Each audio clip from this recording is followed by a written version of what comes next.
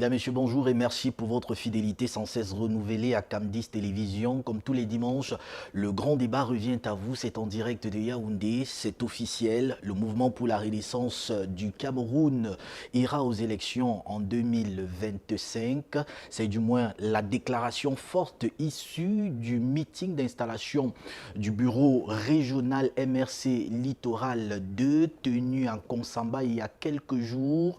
Une annonce faite par le président national de cette formation politique de l'opposition, le professeur Maurice Kamto, qui met ainsi fin à près de 4 années de boycott électoral. À suivre dans cette émission, le décryptage de ce grand retour dans l'arène politique nationale alors que le parti se prépare, ou tout du moins prépare son renouvellement des organes internes pour 2023. On en parle dans cette émission ce matin. Dans le reste de l'actualité, on évoquera le sujet relatif à la non-délivrance de la carte nationale d'identité, le cas social qui nous interpelle ce matin et qui nous servira de baromètre au cours de cette émission est celui du jeune Fundikou Daouda qui a perdu son sang-froid dans un commissariat de police alors même qu'il réclamait sa carte, l'original de sa carte nationale d'identité. L'événement d'une extrême gravité perpétré il y a quelques jours nous a servi par les réseaux sociaux au travers de quelques images dans lesquelles nous pouvons identifier clairement le sieur Fundikou Daouda ainsi que le remue-ménage perpétré au commissariat de police de la ville de Fumbot, qui a par la suite été maîtrisé par les fonctionnaires de police. Le grand débat de ce dimanche se propose de faciliter la compréhension du public camerounais sur ce qui coince dans le processus de délivrance des cartes nationales d'identité en ouvrant un pan de voile sur un éventail de mesures édictées par la délégation générale de la Sûreté nationale afin de solutionner ce problème qui devient criard. Mesdames, Messieurs, voilà l'ossature, le squelette et même le sommaire de cette édition du grand débat de ce jour. On va marquer un arrêt à la régie afin de prendre la revue de presse qui porte la signature Mathieu, l'estampille, l'empreinte vocale, la griffe de Bertie Blanche-Medio et d'Harold Maoué.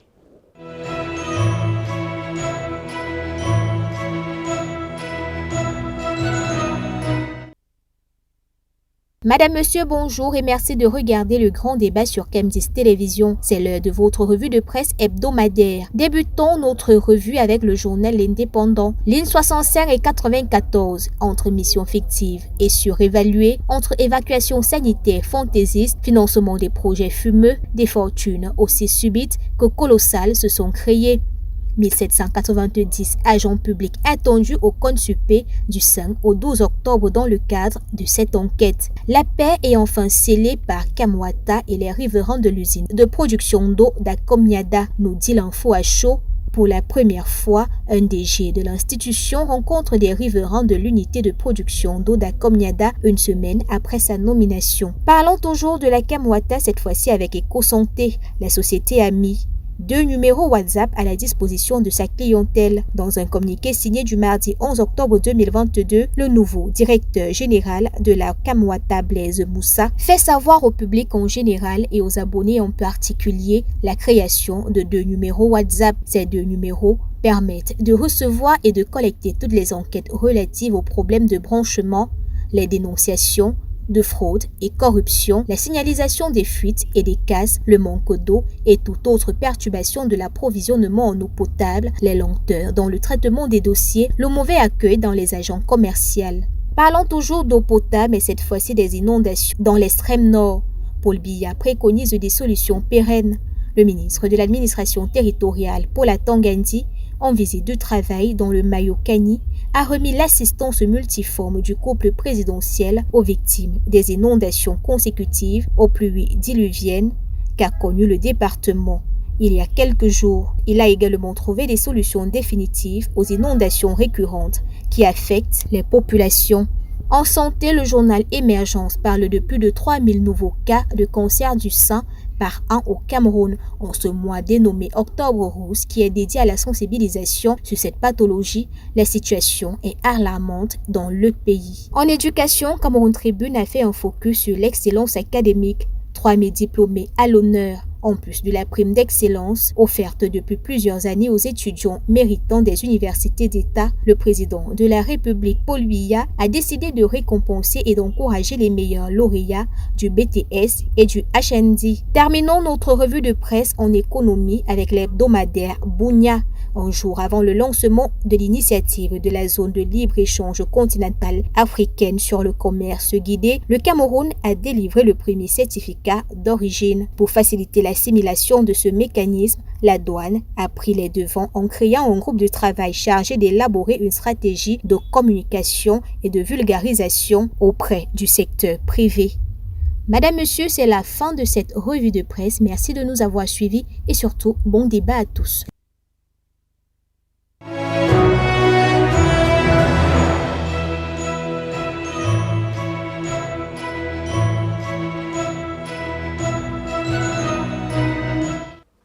Merci à Bertie Blanche Medio et Harold Maoué qui ont signé cette brillante revue de la presse, l'actualité traitée, analysée, présentée, l'actualité hebdomadaire, l'actualité de la semaine. On en parle, on revient sur une information majeure qui ne passe pas inaperçue, on va le dire. C'est la désormais présence des numéros verts de Camwater avec l'arrivée en grande pompe du nouveau directeur général Blaise Moussa. Je reviendrai là-dessus dans un très court instant, l'occasion de présenter les invités sur le plateau. À ma gauche, c'est un ancien maire, il est cadre de l'UPC, il nous fait l'honneur de sa présence ce matin. Il s'agit naturellement de Sylvestre Niek Niek. Bonjour et bienvenue sur le plateau du Grand Débat.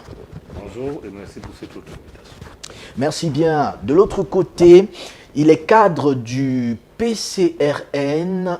Il nous a fait l'honneur de sa présence ce matin. C'est naturellement un habitué des plateaux des débats politiques au Cameroun. Il s'agit naturellement de Benjamin Monk. Bonjour et bienvenue sur le plateau du Grand Débat. Bonjour, bonjour à tous les téléspectateurs de votre illustre chaîne. Je suis très ravi d'être parmi vous. C'est la première fois que j'arrive dans ces studios. Et je pense que les thématiques qu'on va débattre sont d'actualité et très important pour le peuple camerounais. Merci à vous, merci d'avoir accepté notre invitation. De l'autre côté, il est secrétaire général adjoint du mouvement pour la renaissance du Cameroun. L'actualité de la semaine l'oblige. On fera un grand zoom sur le mouvement pour la renaissance du Cameroun. Il est avec nous ce matin. Roger Justin Noah, bonjour et bienvenue sur le plateau du Grand Débat. Bonjour à vous, bonjour à tous les co-panélistes, bonjour au peuple camerounais. Je vais d'abord m'incliner à la mémoire de notre camarade, Mbo Titus, qui est décédé de suite de tuberculose qu'il a contracté pendant son séjour carcéral à la prison centrale de Koningui en 2019, tout simplement pour avoir marché pacifiquement pour réclamer des choses simples qui sont acceptables et acceptées dans tout pays qui se veut démocratique. Mais c'est aussi le lieu de décrier des choses terribles qui se passent dans notre pays au nom de la décentralisation. Peut-être le grand public ne le sait pas, le Conseil régional littoral a passé un appel d'offres pour acquérir quelques véhicules pour un montant de 270 millions. Et parmi ces véhicules-là, il y en a un qui coûte 116 millions de francs CFA. Ma question c'est de savoir, est-ce que pour rendre service aux Camerounais, il faut à tout prix rouler dans un véhicule de 116 millions de francs CFA?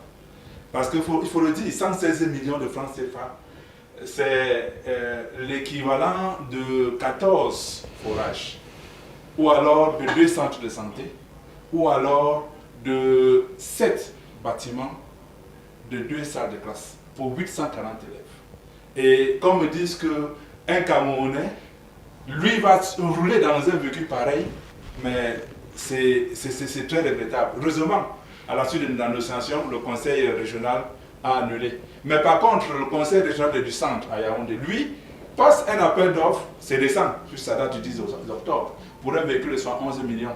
Quand on sait que ça ne fait pas un an qu'ils ont eu des véhicules, qu'est-ce que ces gens ont à faire avec autant de véhicules? on se pose pas mal de questions là-dessus. Et il faut que le peuple sache ces instants de choses. D'accord, la question reste posée en attente de quelques réponses peut-être au cours de ce débat. Je n'en sais rien, tout du moins la question n'est pas au cœur ou alors au centre de mon conducteur, mais on pourra peut-être revenir dans les commentaires. Le quatrième invité est bien connu des plateaux de Cam10 Télévision, il est consultant de l'émission du Grand Débat. Hassan Fouapon est présent, bonjour et bienvenue sur notre antenne. Bonjour, M. Joël Sinewende, bonjour à nos nombreux téléspectateurs, bonjour à mes illustres copanélistes. Vous gardez la parole, vous l'avez suivi tout à l'heure, il y a un instant seulement, l'actualité relative à la Camwater qui met à disposition du public désormais un numéro vert pour toute plainte. Quel est le sentiment que vous avez à peine nommé à la tête de Camwater? Est-ce que vous avez le sentiment que les choses commencent à bouger pour Blaise Moussa? Vous voyez bien le sourire que j'esquisse. C'est que, en fait, le nouveau DG marque, il marque ses premiers pas. On voit là peut-être une volonté de changer la donne, de rapprocher les consommateurs de l'entreprise. Mais en réalité, on espère, on ne peut pas, comme on dit souvent, on ne va pas juger ou bien vendre le loup, ou bien la peau du loup avant d'avoir vu ce qu'il peut faire. On espère que ça fait partie là, des mesures qui seront prises pour véritablement permettre aux Camerounais d'avoir facilement accès à de l'eau potable. Mais je crois, comme moi je l'ai toujours dit, vous connaissez mon point de vue là-dessus, cette politique d'adduction en eau potable ou d'approvisionnement en eau potable qui consiste de nos jours à tout centrer autour de Camwater, pour moi, est vétuste et dépassé. Il faut vraiment qu'on rénove ça, qu'on renouvelle les politiques en matière d'approvisionnement en eau potable au Cameroun. Et tant qu'on n'aura pas fait, ce ne sont pas des numéros verts, des numéros WhatsApp qui pourront permettre aux Camerounais d'avoir accès à l'eau potable au quotidien. Donc, de mon point de vue, bon, il s'agit d'un nouveau directeur général qui veut montrer les preuves, qui veut innover, mais en réalité, le problème d'eau va au-delà de la compétence du directeur général. C'est un problème systémique, c'est-à-dire qu'il y a beaucoup de choses qu'il faut revoir et je ne crois pas que le DG soit celui capable ou celui qui est compétent en la matière. Alors merci bien Sylvestre Niek.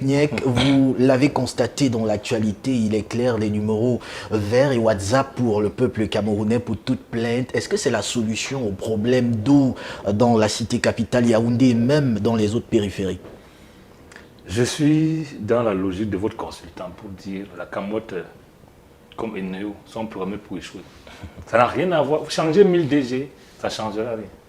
Vous ne pouvez pas faire un choix de développement qui est la décentralisation. C'est-à-dire, on va se développer à partir de cette idée et fonctionner autrement. La loi permet à chaque commune de produire son eau de la distribuer. Le même pour l'électricité.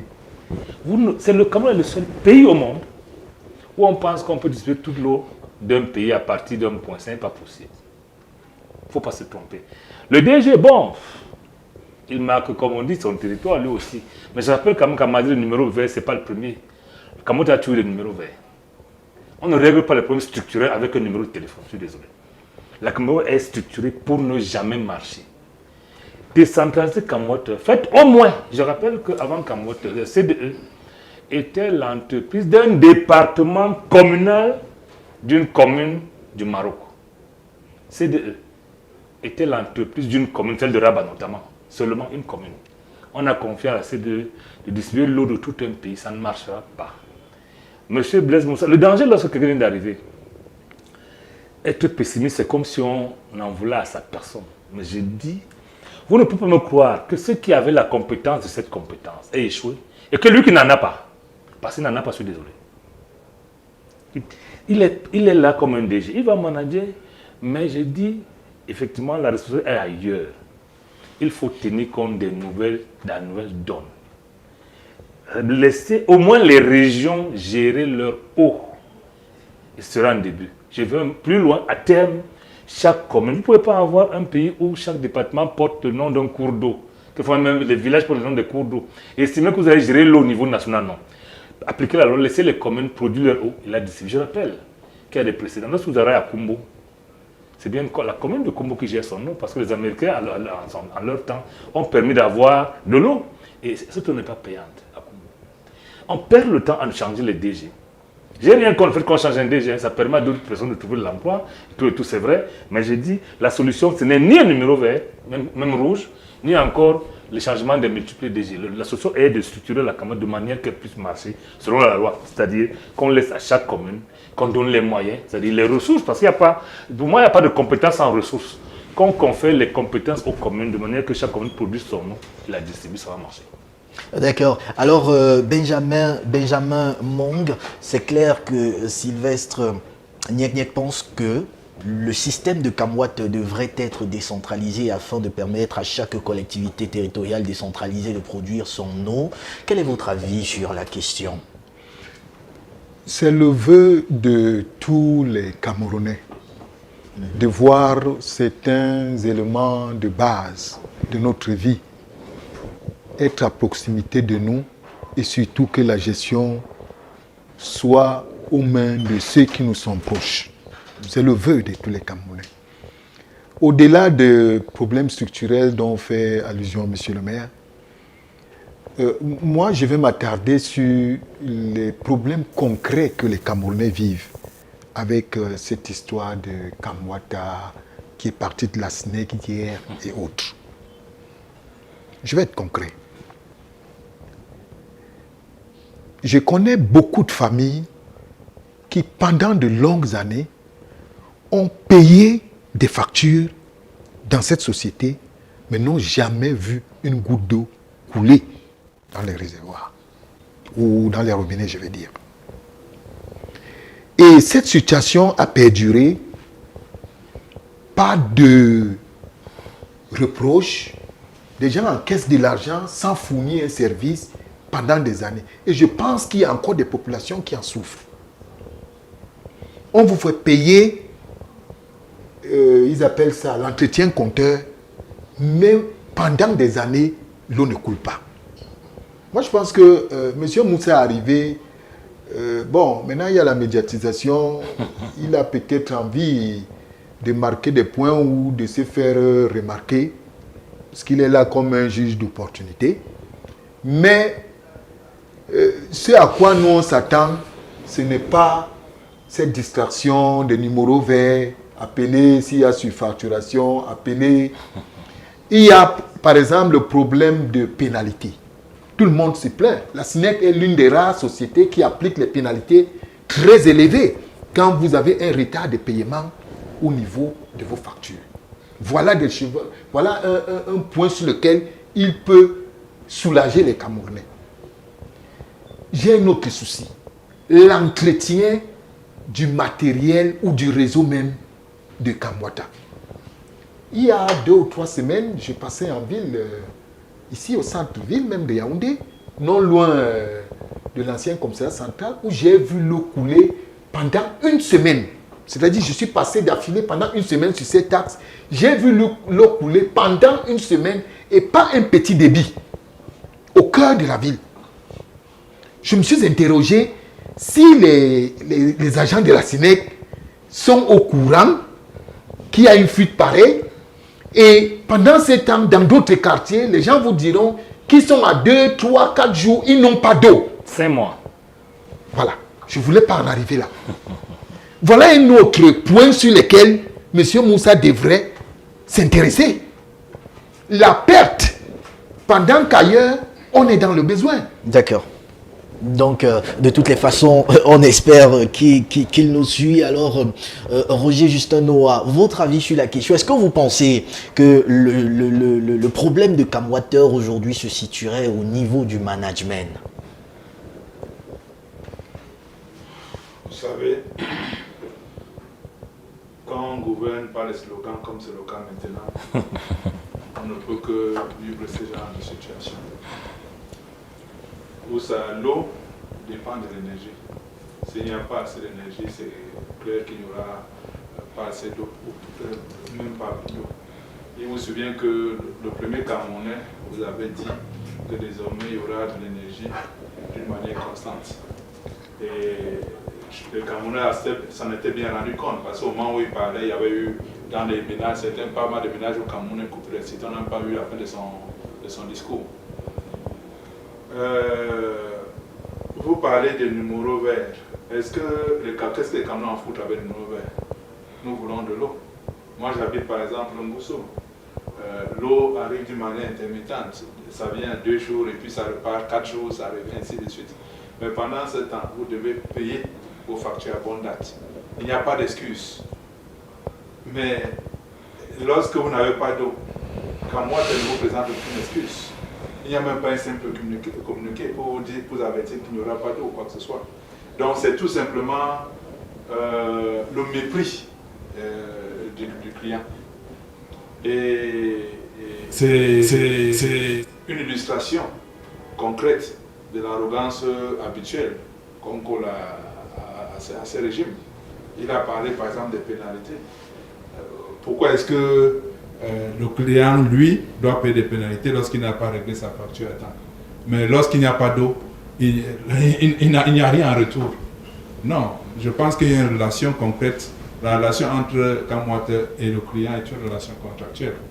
Et chaque partie a des obligations. Si une partie est défaillante par rapport à ses obligations, elle doit pouvoir aussi subir des sanctions. Donc, il n'est pas question que c'est le client chaque fois qui subit des sanctions parce qu'il n'a pas réglé sa facture à temps. Et en parlant même de ces pénalités-là, où va cet argent? Qu'est-ce qu'on en fait? Oui, nous, en tant que clients, nous sommes en droit de nous poser la question.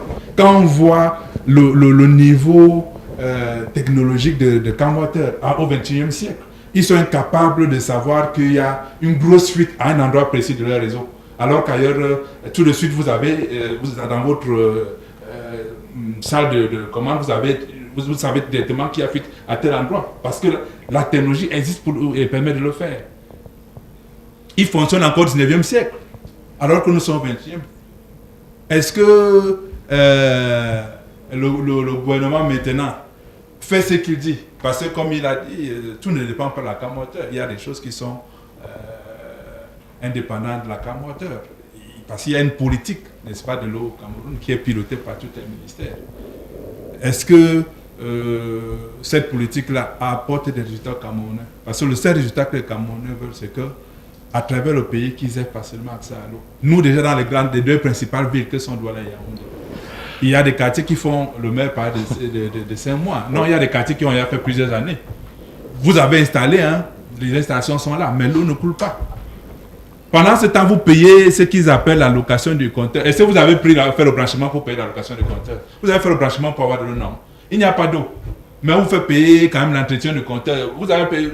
Donc, c'est des choses terribles qu'il faut dénoncer. Et quand un nouveau arrive à la tête de Camwater, c'est une rotation qui n'apporte rien au Cameroun. On l'a vu dans pas mal d'entreprises. Ça apporte quoi? Ça nous apporte de l'eau. D'accord. D'accord. On vous dit merci. On va marquer une pause, on prend une transition et on se retrouve juste derrière pour le tout premier thème de cette émission.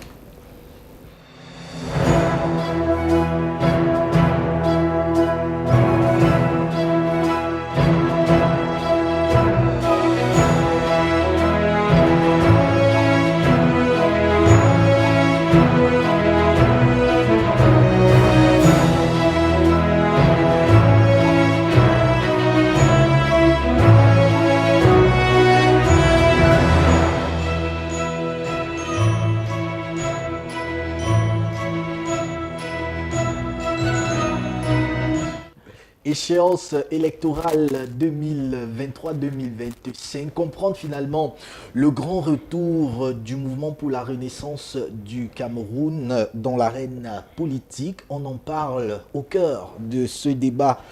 Aujourd'hui, Justin Noah, je vous redonne la parole. Vous êtes à Yaoundé aujourd'hui, mais il faut rappeler que vous sortiez il y a quelques jours de Nkonsamba où vous avez pris part à un meeting d'installation du nouveau bureau, le bureau régional MRC Littoral 2, installé par le président national du mouvement pour la renaissance du Cameroun, le professeur Maurice Kamto. Le film des événements, comment ça s'est passé là-bas?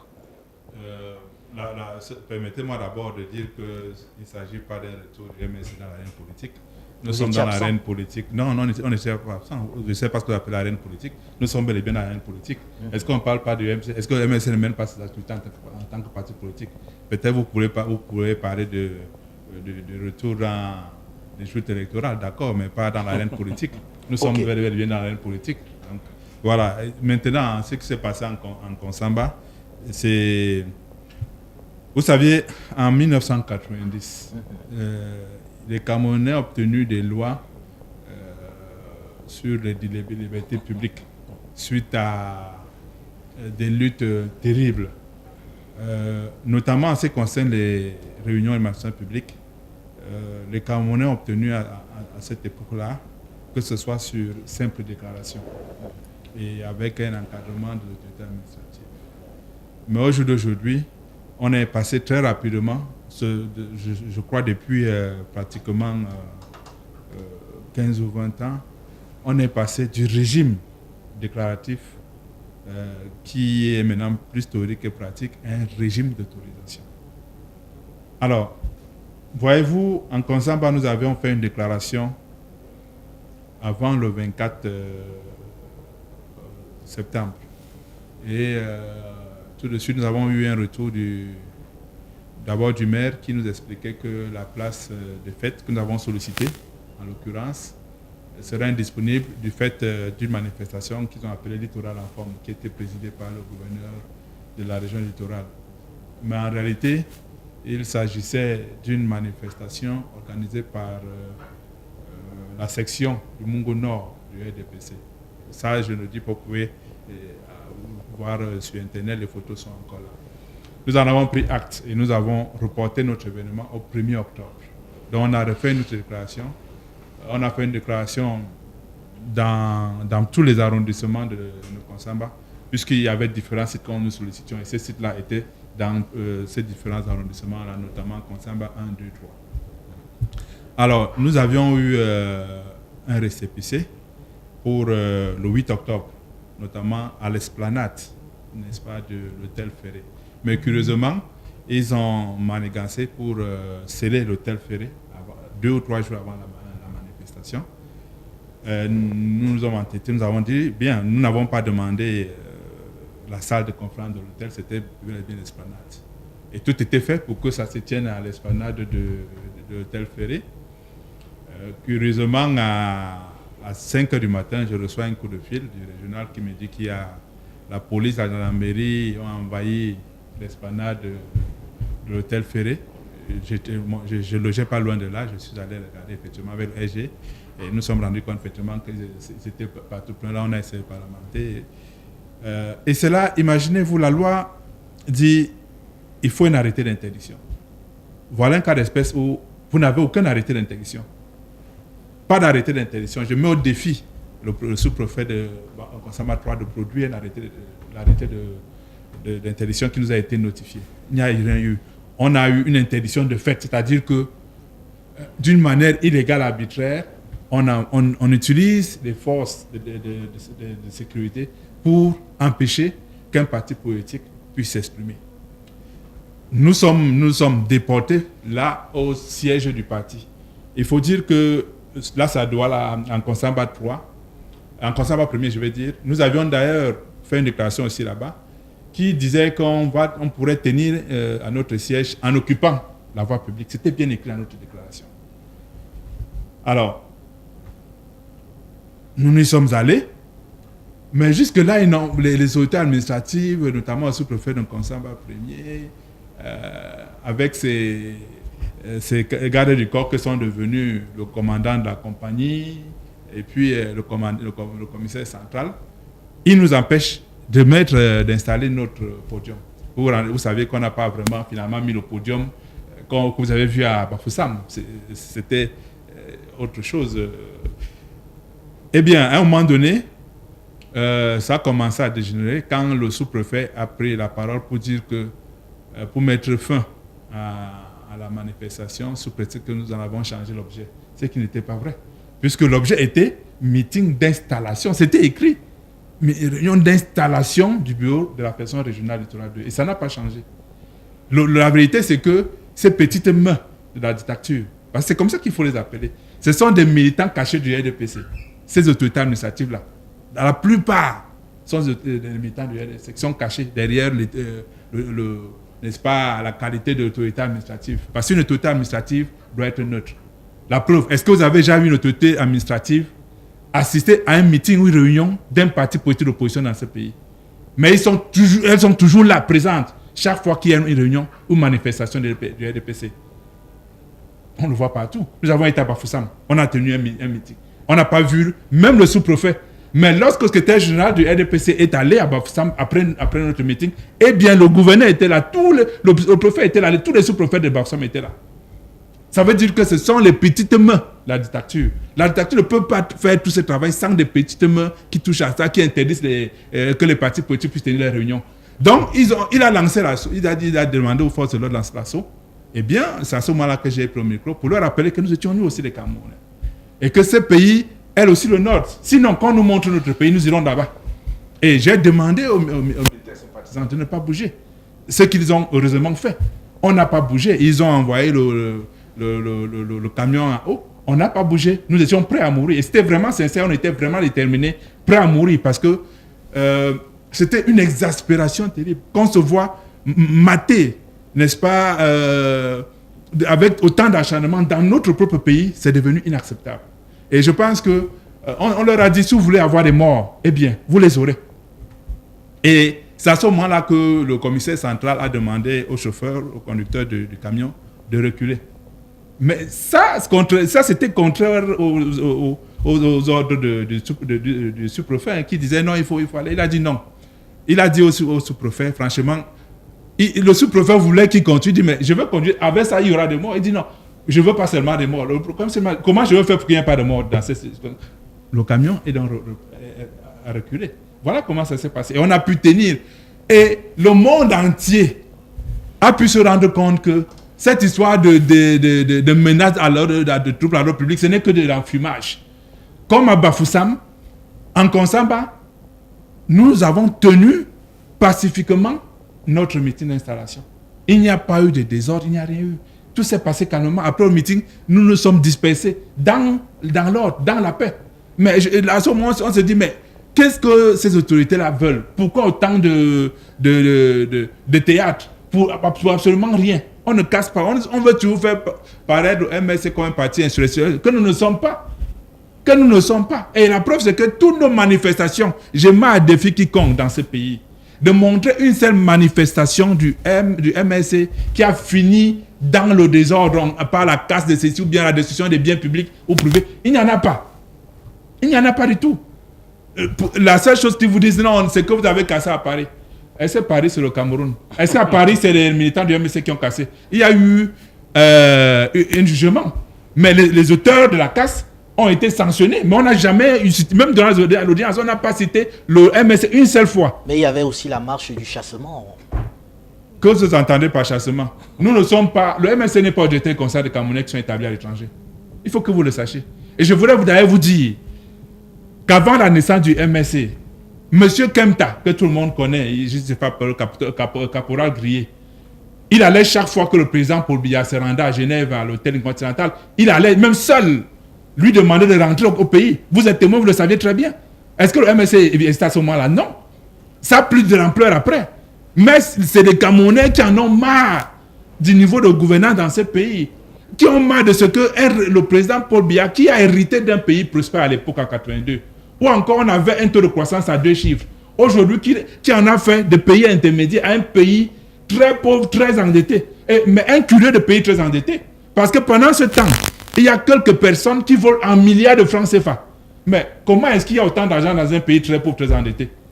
Mais c'est ça les contrariétés qu'on vit dans ce pays. Et c'est pourquoi les Camerounais qui sont à l'étranger, beaucoup ne peuvent plus mettre les pieds dans ce pays. Leur maman, leur père meurt, ils ne peuvent pas se rendre au Cameroun. Et ça leur fait mal. Et d'où la lutte. Ça n'a rien à voir avec le MSC. Cette lutte-là qu'ils ont commencé depuis fort longtemps. Il ne faut pas qu'on essaye de vouloir coller une étiquette à notre pays, à notre parti politique. Nous menons des activités. Imaginez-vous que, je ne sais pas si ça arrive aux autres partis politiques. Lorsque nous, le MSC, on s'est réunis même dans notre siège national ici à Yaoundé, La gendarmerie veut savoir, la police veut savoir ce qu'on va dire, à quoi cette réunion, c'est pourquoi, ça va durer combien de temps. Monsieur, est-ce qu'on le fait quand le RDPC se réunit à son siège? Sont quand même élégants. D'accord, d'accord. Alors, Hassan Fouapon, c'est clair, à l'époque, vous commentiez, nous commentions sur ce plateau l'actualité relative au mouvement pour la renaissance du Cameroun et son refus naturellement de participer aux grands rendez-vous électoraux. Aujourd'hui, ils reviennent justement pour participer à ces rendez-vous-là. On a l'échéance de 2023, on a également l'élection présidentielle de 2025. Quelle interprétation vous donnez à ce revirement-là? Alors, heureusement que vous me posez une question qui est directement en rapport avec la thématique pour laquelle nous avons été conviés. Parce que... on était perdus. Oui, on était perdus. Pas qu'on était perdus, mais que le film... Georges Marchais nous a amené là. Vous savez que depuis un bon bout, vous savez que depuis beaucoup de temps, on n'a pas reçu sur le plateau le MRC. Donc, il faut les laisser parler. Non, je comprends très bien. C'est que le film de la manifestation, de mon point de vue, risquait de nous écarter. Mais c'est de bon ton, c'est de bonne guerre qu'il fait, ce qu'il rappelle, qui fait cette narration. Et vous voyez que c'est une narration qui est faite avec beaucoup de précision et parfois beaucoup de passion. On comprend effectivement que le militantisme, c'est aussi ça. C'est d'abord l'attachement aux idéaux d'un parti et en même temps la volonté de tenir ou bien de mener à bon terme les projets du parti. Maintenant, vous me posez la question relative au retour du MSC. Je suis d'abord d'accord avec lui que le MSC n'est pas parti, parce que même s'il y a eu boycott des dernières élections législatives, le MS n'était pas parti, il était toujours présent. Mais maintenant, est-ce qu'il revient? Vous dites qu'il revient? Non, disons qu'il reviendra, parce que nous ne sommes pas encore dans les élections. Rappelez-vous très bien que le professeur Maurice Kamto avait annoncé de la même façon la participation aux élections législatives du MSC et qu'après, justement, il nous a annoncé de manière surprenante que le MSC n'allait plus prendre part aux élections. Donc, moi, j'ai envie de dire, attendons de voir, parce qu'il peut également s'agir là toujours d'une stratégie pour, vous savez, le MSC a cette particularité de savoir quelque peu faire trembler ceux d'en face. Et peut tout, ça est d'une stratégie qui consiste peut-être à voir les réactions de ceux qui sont en face. Donc n'allons pas vite en besoin et disons attendons voir. Le MS certainement reviendra. Et d'ailleurs, ça fait partie des objectifs d'un parti politique de participer aux échéances électorales. Il est même d'ailleurs urgent pour le MS de prendre part aux élections législatives avant les élections présidentielles parce que tel que la configuration politique est organisée au Cameroun, il peut être difficile, j'aimerais qu'il me corrige après, peut-être pour le MS de prendre part aux élections présidentielles si elles se déroulent avant les élections législatives parce que les conditions ne permettront pas à ce parti politique de présenter un candidat. Vous voyez un peu. Donc, du coup, il est préférable que le calendrier électoral soit respecté, que les élections législatives passent avant les élections présidentielles et que naturellement le MS qui devra présenter un candidat aux élections présidentielles prenne part aux élections législatives. Donc, mais au-delà de ça, je pense effectivement que l'annonce du professeur Maurice Kamto vient aussi en quelque sorte redonner goût, redonner de l'espoir aux militants du MS parce que rappelez-vous qu'au lendemain du boycott aux élections législatives, il y avait quand même des militants qui avaient adhéré au parti politique légitimement pour construire une carrière politique qui effectivement s'était senti lésés parce que certains avaient espéré être maire, être député et que la décision du président du parti de retirer le MS de la course électorale venait en quelque sorte entraver leur propre avenir politique. C'est pourquoi vous avez vu quelques démissions, peut-être pas quantitatives, mais qualitativement importantes, parce que quand vous avez un homme politique de la carrure de Célestin Diamène qui démissionne à la suite d'une telle boycott, on ne peut pas dire que ce n'est pas important. Qualitativement, c'était une démission importante. Donc je pense qu'avec cette annonce, le professeur Maurice Kamto est en même temps en train de remobiliser ses troupes, de redonner espoir aux militants du MS qui ont également adhéré à un parti politique pour leur avenir politique. Parce qu'on ne peut pas adhérer à un parti politique simplement pour, je veux dire, remettre en question la gouvernance du système en place. On ne peut pas adhérer à un parti politique simplement pour soutenir ceux qui sont à la tête, mais on adhère aussi à un parti politique parce qu'on a une carrière politique à construire. Et donc l'annonce du professeur Maurice Kamto montre également, ou bien redonne la possibilité aux militants, notamment naturellement les militants de base, d'avoir espoir et de compter d'ici 2023 et aussi engager quelques postes de conseillers municipaux, de maires et pourquoi pas également de députés ou de sénateurs plus tard, ou de conseillers régionaux même, parce que la dissension a voulu que heureusement qu'on mette en place les conseils régionaux et donc il sera aussi possible pour le MRC d'avoir d'ici quelques temps les conseillers régionaux. Ah, d'accord. Alors, Sylvestre Niek, c'est clair, le MRC est de retour. Je vais choisir l'expression dans l'octogone électoral. Je vais me passer de l'octogone politique, de peur que Justin Noah ne me reprenne là-dessus. Mais ayant quand même perdu un nombre important de ses militants, un nombre important de ses sympathisants aussi, on parle là des grandes figures même de la résistance. Quel regard faites-vous entre le MRC de 2018 et le MRC d'aujourd'hui?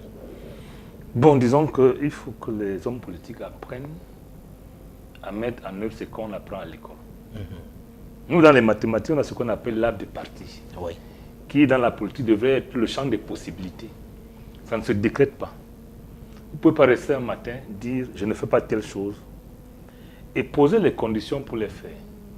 Et revenir les faire sans que les conditions posées hier n'aient été levées.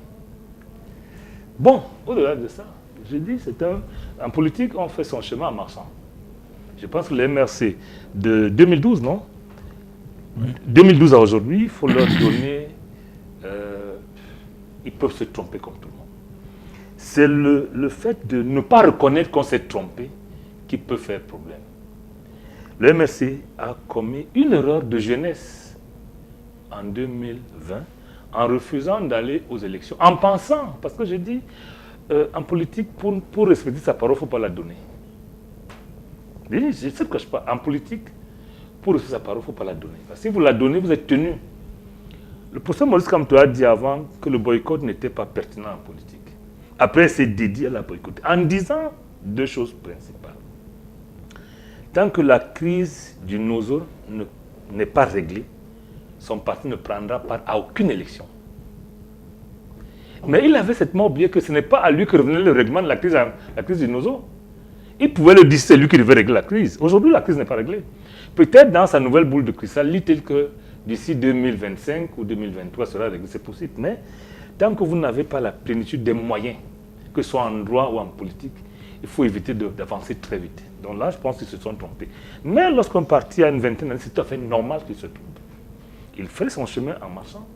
Et je pense que le procès qui devrait leur être fait, pour moi, mérite une excuse de l'ignorance. Pour se tromper, c'est normal. Donc, ils ont tout à fait le droit de dire et de se dédier. Maintenant, il reste au peuple camerounais de se demander, mais lorsqu'on est en face de nous, des gens qui le matin peuvent dire une chose avec des conditions, et changer le lendemain sans que les conditions aient été levées, c'est quoi? Donc, il revient à la communication du MRC de parler au peuple camerounais. Mais pour ma part, il y a des consensus quand même entre partis politiques, et puis... ça peut être ça. J'ai dit, moi, je leur reconnais le droit de dire et de se dédire. Moi, en tant qu'homme politique, parce que dans tous les cas, je vous dis qu'en politique, le respect de la parole est très difficile dès lors que vous l'avez donné, parce que tout ne dépend pas de vous. C'est la première chose. La deuxième chose, c'est que sur le plan structurel, je pense que si vous êtes chef d'un parti politique et que les gens aient l'impression que le parti dépend de votre avenir en tant qu'homme, c'est très difficile de tenir. La troisième chose, c'est que vous ne pouvez pas avoir des gens dans votre parti qui ont la capacité individuelle d'être des acteurs politiques, les en empêcher parce que vous, individuellement, vous ne pouvez pas à un moment donné. Le problème va se poser encore parce que, au-delà de ce qu'on dit là, n'attendez pas d'un régime avec qui vous êtes en opposition, tout au moins en dissidence pour le cas du parti. Je ne confonds pas tous les partis en dehors de ceux au pouvoir, de ceux au pouvoir, au parti de l'opposition. Il y a les partis dans la dissidence, parce qu'ils étaient hier ensemble, ils ne sont pas d'accord sur le partage gâteau, ils sont dans la dissidence, ça ne veut pas dire opposé. Je dis, il est fort possible que le président Maurice Kamto, sachant, parce que c'est un homme intelligent, il sait bien que si le régime en place veut qu'il soit candidat, il le pourra. Dans le cas contraire, il ne pourra pas. Je prends un seul exemple. Lorsqu'on a 150 députés ou 152 à l'Assemblée nationale, on peut faire la réforme constitutionnelle qui permet d'anticiper les présidentielles. Même en 2023. il est impossible au président Maurice Kamto d'être candidat. Que va-t-il faire des autres qui doivent candidater à autre chose? Tout ça mis ensemble nous amène à une conclusion.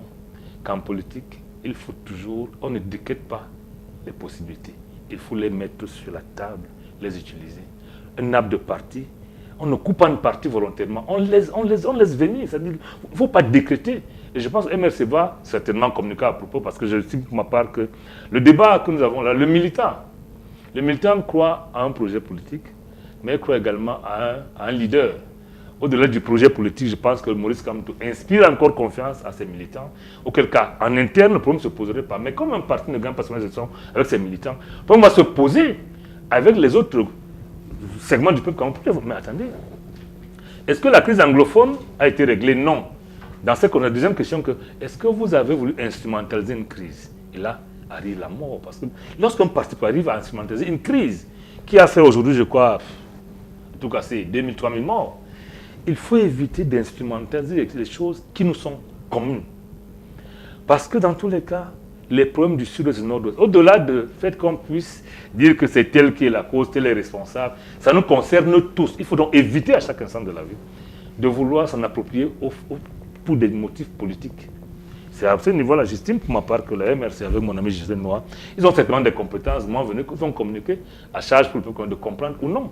Mais reconnaissons le droit d'aller comme les Bafias, un pas en avant, deux pas en arrière. On verra bien s'ils font du un pas en avant ou du deux pas en arrière, comme vous le dites. Avant de redonner la parole à Justin Noah, c'est clair, Benjamin Mon, le MRC revient aux échéances électorales. Qu'est-ce que ça vous inspire, vous du PCRN? Quelles leçons tirez-vous de ce que Sylvestre Nyek a tenté d'appeler de la danse Bafia?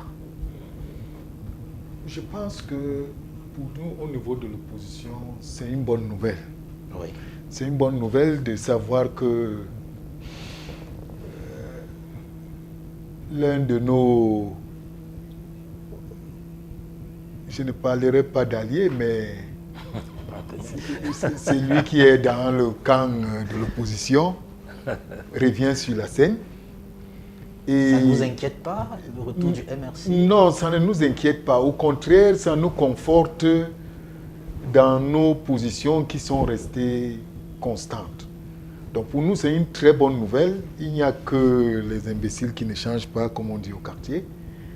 Et je pense que ça va permettre d'animer une fois de plus la scène politique. Maintenant, nous on pense que le retour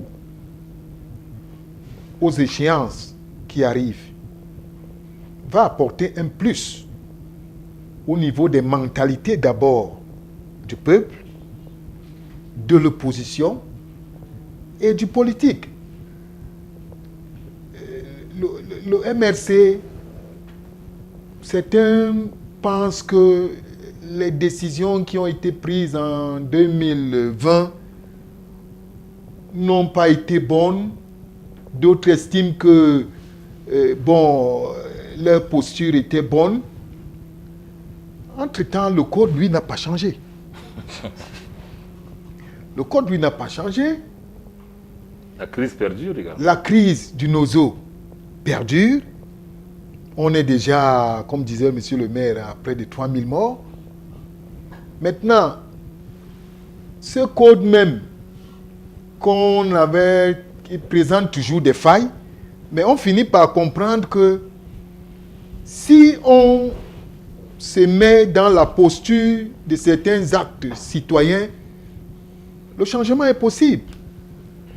Amener les gens à s'inscrire massivement est un atout pour le changement. C'est pourquoi je dis, nous on reste constants.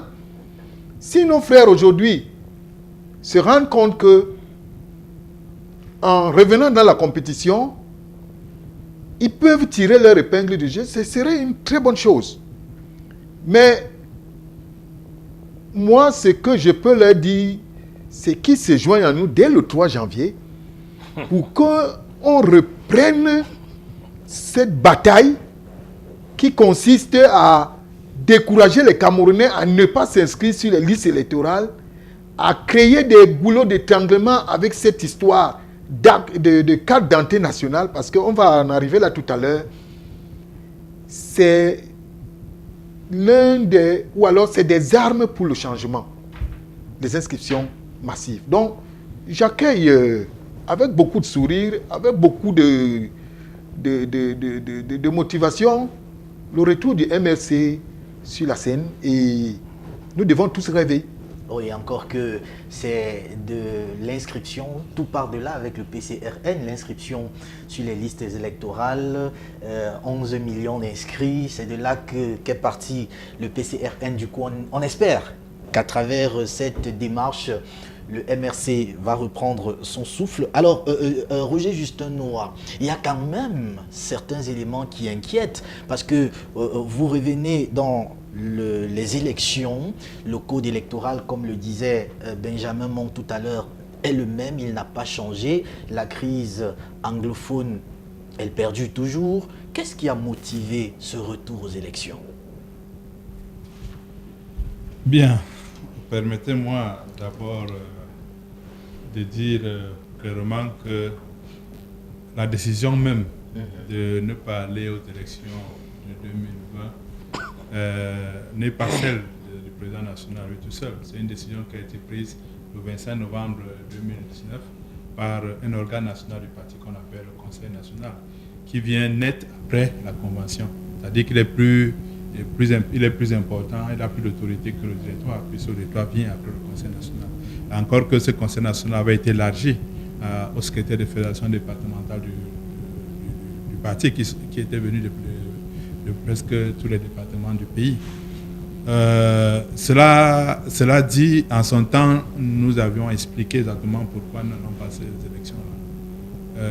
Nous avons fait un appel au boycott, et cet appel avait été largement suivi par les populations de notre pays. Les résultats des élections couplées de février 2020 sont là pour l'attester. À Yaoundé, ici, on a même enregistré dans une circonscription un taux de 80% d'abstention. Ça veut dire que le peuple a compris le message que nous voulons faire passer, et c'est déjà suffisant pour nous. Et c'est pourquoi le président national dit que nous avons payé notre prix, parce qu'il s'agit effectivement d'un sacrifice. Tout le monde le sait, un parti politique, c'est pour prendre le pouvoir et puis le conserver par des moyens légaux, pas de la manière que le RDPC le fait. Alors, nous avons payé le prix fort en décidant de boycotter les élections, en empêchant certainement certains de nos camarades d'aller à la compétition. D'ailleurs, il me revient que ça a fait la joie de pas mal de militants du RDPC. Tout de suite qui ont compris qu'en l'absence du MSC, ils s'étaient garantis qu'ils allaient pouvoir arriver aux affaires. Donc, nous, relativement à la question anglophone, notre boycott, qui est un sacrifice énorme pour le parti, est une preuve, s'il en fallait encore, de notre engagement auprès de nos frères et sœurs de ces régions-là. Ça témoigne de ce que nous sommes sincères dans notre revendication du retour à la paix dans ces régions. Et un tel niveau de sacrifice est une marque ultime, n'est-ce pas, de solidarité envers les populations du Nozo. Et aujourd'hui, elles le savent. En 2018, nous avons participé aux élections malgré que la crise n'avait pas encore trouvé de solution, pour ces mêmes raisons. Parce que nous disions, une fois arrivés aux affaires, l'une des premières choses à faire sera de ramener la paix là-bas par un véritable dialogue national sincère. Et aujourd'hui, après tout le temps, après tout ce temps qui est passé, après ce qu'ils ont appelé le fameux grand dialogue, dont les recommandations peinent à être mises en œuvre, après autant de morts et autant de destruction, le gouvernement du Camerounais reste sourd aux propositions tant des partis politiques que de la société civile pour un véritable dialogue afin de ramener la paix dans ces régions-là. Eh bien, nous disons 2025, il faut aller aux élections justement parce que nous sommes sûrs d'une chose. Comme en 2018, en ce qui concerne l'élection présidentielle, nous y allons pour gagner. et une fois aux affaires, parce que là, ça passera pas comme en 2018, où le RDPC a volé notre victoire, ça se passera autrement. Et une fois aux affaires, la première chose, ce sera de ramener la paix dans ces régions-là. La seconde chose, vous avez parlé du code électoral. Eh bien, notre lutte, notre combat pour la réforme du code ne date pas d'aujourd'hui. Les gens peut-être ne le savent pas. Lorsque nous étions au Parlement, nous avons un député, nous avons fait une proposition de loi après les élections de 2013, c'est-à-dire en 2014, pour la réforme, n'est-ce pas, de notre code électoral. Et je vous rappelle d'ailleurs que j'avais failli moi mourir à une manifestation. En fait, ils en ont transformé en une manifestation. Nous étions devant l'Assemblée nationale, à l'entrée de l'Assemblée nationale, le 4 décembre 2015, pour attirer l'attention des députés sur la nécessité de cette réforme-là. Après ça, la gendarmerie a organisé des échauffourées. J'avais failli perdre ma vie dans ces échauffourées-là. Donc, nous avons continué à travailler. Vous saviez que avec d'ailleurs le PCN fait partie de cette plateforme de partis politiques, sont mis ensemble pour pouvoir impulser la réforme du système électoral. Et cette plateforme a travaillé dur à recueillir, n'est-ce pas, les contributions des Camerounais. Parce qu'il ne faut pas que l'on croie que les contributions venaient uniquement des militants des partis politiques de la plateforme. Non. Les contributions venaient des Camerounais, et même y compris même des militants du RDPC, des Camerounais, tant à l'intérieur qu'à l'extérieur du pays. Et il vous souvient que lorsque nous avons voulu présenter ces travaux-là à la Comité national international, à l'hôtel Hilton, au cours d'une réunion publique, elle avait été arbitrairement et légalement interdite. Quand bien même leur loi, la loi 055 sur les réunions publiques est claire. On ne peut interdire une réunion publique, quel qu'en soit l'objet. Ce n'est pas moi qui le dis, ce n'est pas MSC qui le dit, c'est la loi qui le dit. Mais curieusement, l'autorité administrative a quand même interdit une réunion publique, alors qu'il n'en a pas la possibilité, n'en a même pas le plan juridique de le faire. Donc voilà le contexte. Nous travaillons pour la réforme de ce code-là, à défaut d'avoir la réforme du système électoral qui est plus complexe, parce que ça touche même à la Constitution, notamment avec l'âge. Tout le monde est d'accord là-dessus d'ailleurs, qu'il faut ramener l'âge à 18 ans. Puisqu'à 18 ans, vous êtes pénalement responsable. Mais pourquoi est-ce qu'on ne pouvait pas participer au choix des gens qui vont vous diriger? Et l'actualité aidant, vous saviez que l'ECAM a engagé ce qu'ils appellent des consultations. On verra à quoi ces consultations-là vont aboutir. Et justement, l'ECAM avait reçu une copie, n'est-ce pas, des résultats des travaux de la plateforme, comme la présidence de la République aussi. Donc, ils ont ces éléments-là. Ils savent que c'est contre le Camerounais qui est maintenant d'en faire bon usage. Mais nous continuons à travailler avec tous les autres partis politiques pour qu'advienne cette réforme-là. Mais ça ne va pas nous empêcher d'aller aux élections. Parce que c'est ça le problème. Aujourd'hui, les gens, quand le MS dit non à l'élection, les gens veulent dire non, vous avez dit non, nous irons aux élections, à toutes les élections en 2025. Quelles que soient les conditions. Nous allons, ne me prêtez pas les mots, nous irons aux élections, à toutes les élections en 2025. Donc ceux qui ont profité de l'absence du MSC en 2020, qu'ils sachent que ça ne va pas se reproduire. Parce que le président l'a dit, et nous le disons depuis fort longtemps, nous ne sommes pas un parti de boycott ni un parti de marche. La marche contre le boycott, ce sont des formes d'expression politique. Et on les utilise en fonction du contexte, en fonction de la réalité. Donc aujourd'hui, on voulait bien aller aux élections 2020, mais la réalité politique du terrain nous a décidé à faire autrement, c'est-à-dire à ne pas aller à ces élections-là. Par contre, le directoire du parti a été clair. Nous irons, ce n'est pas une décision personnelle, président Campton, non, c'est une décision du directoire du parti, nous irons à ces élections-là. Et je voudrais dire qu'il faut qu'on arrête la propagande en voulant faire croire que ces décisions-là sont prises pour faciliter, n'est-ce pas, non pas pour faciliter, mais dans l'intérêt d'un seul homme, c'est-à-dire du président Campton. Non, il ne s'agit pas de cela. Il ne s'agit pas de cela. Nous prenons une décision en fonction, n'est-ce pas, du terrain. Pas dans l'intérêt du professeur Campton, on n'en a pas besoin. Encore que nous sommes en 2022, vous ne savez même pas déjà qui sera le candidat du MSC, puisque selon nos textes, c'est la convention, c'est lors de la convention que l'on désigne le candidat du parti pour la prochaine élection présidentielle. Mais attendez 2023 pour savoir même si sera un candidat à la candidature. C'est de cela qu'il est question. Ne mettez pas la charrue avant les bœufs. Et je n'accepterai pas qu'on dise que nous avons agi par ignorance. Non, nous savions bien ce que nous faisions. Nous avions accepté ce sacrifice. Et quelques militants, il a dit, sont aussi importants. Non, bien que nous ne voulions pas perdre le moins de militants, mais ce que vous citez là n'étaient pas aussi importants, parce qu'un militant qui est important, très important, donc ça veut dire qu'il maîtrise très bien les arcanes de son parti. Lorsqu'on convoque un conseil national le 25 novembre, dernier jour de dépôt des dossiers, il n'a pas besoin d'être sorcier ou avoir un doctorat pour savoir que c'est clair que vous n'aurez pas d'élection. Parce que si on vous dit venez avec vos listes, vous partez du Nord, comment vous allez faire pour aller déposer une liste de municipale étant à Yaoundé le 25, comment vous ferez?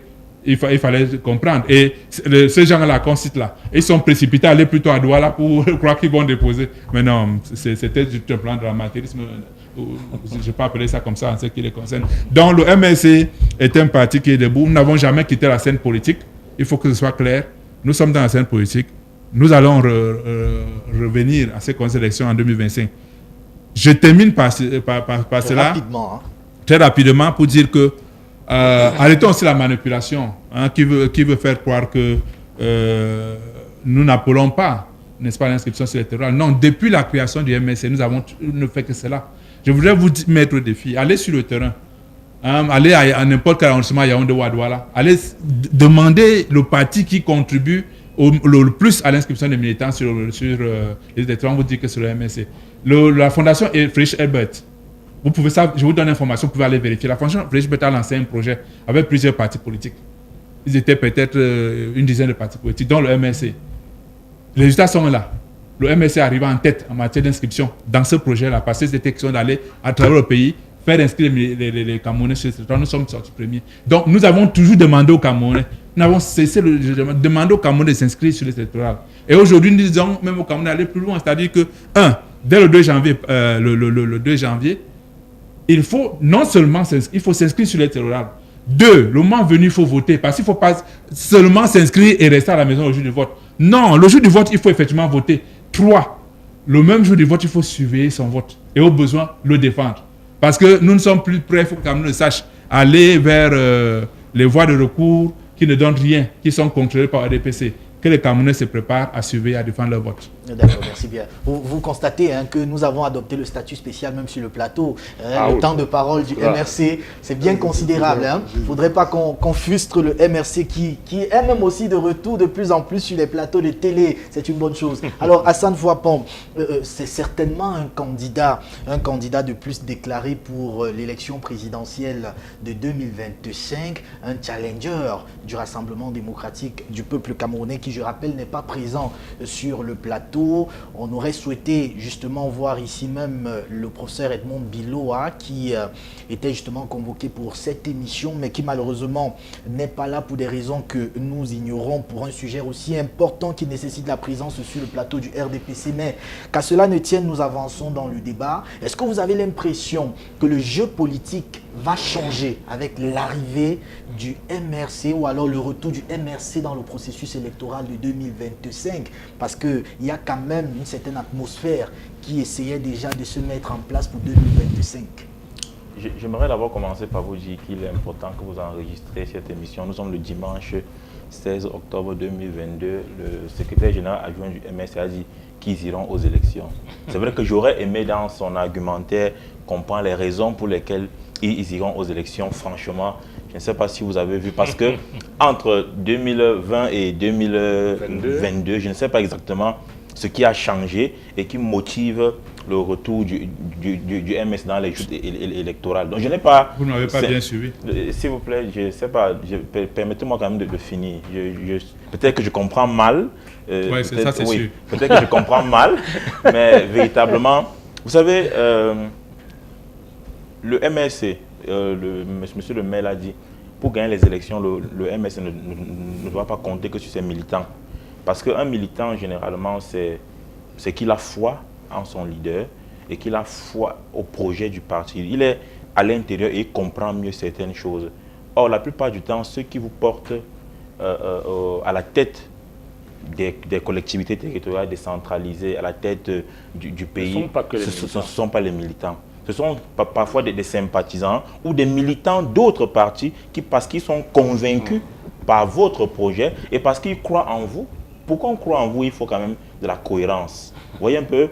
Et donc, moi je dis, on est heureux en ce jour de ne pas être militant du MSC, de ne pas être à la place du secrétaire général adjoint pour convaincre les gens de ce que entre 2020 et 2022, il y a eu des changements qui justifient le retour aux élections. Tout le monde l'a constaté ici. La crise la crise au nord-ouest et au sud-est n'a pas été résolue. Le code électoral, le MSC est le premier parti qui connaît le RDPC. C'est-à-dire que le MSC sait clairement que... Vous êtes des dissidents du RDPC. C'est vous-même qui savez clairement que le RDPC, ou bien ceux qui nous gouvernent, sont sourds. Et vous dites que vous avez fait des propositions pour qu'il y ait des réformes du code électoral. Donc nous sommes convaincus, si on s'en tient à ce que vous dites, qu'ils ne recevront pas ces propositions. Et donc fondamentalement qu'il n'y aura pas de changement. Mais vous dites encore que vous irez aux élections. Moi j'ai bien envie de croire que vous irez aux élections. C'est pourquoi je dis, attendons 2023, attendons 2025, lorsque effectivement le MSC prendra part à ces élections, moi j'y croirai.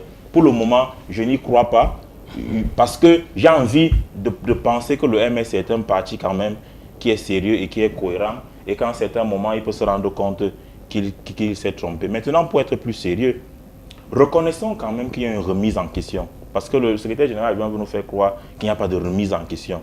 Si vous dites en 2020 qu'on ne partait pas aux élections et les raisons sont bien claires, il faudrait bien qu'en 2022, quand vous annoncez le retour aux élections, et surtout, moi j'aurais encore voulu que ce soit une décision personnelle du président du parti, là on aurait quand même pu croire qu'il y a des gens à l'intérieur qui ne sont pas d'accord. Mais c'est une décision du Conseil national qui est donc, comme il a dit, la deuxième instance du parti. C'est à partir de cette décision qu'on a décidé de ne pas prendre aux élections. Et c'est encore ce Conseil national, peut-être le directoire, comme il a dit, qui revient prendre la décision que le MSC aille aux élections. Vraiment, moi, je ne suis pas...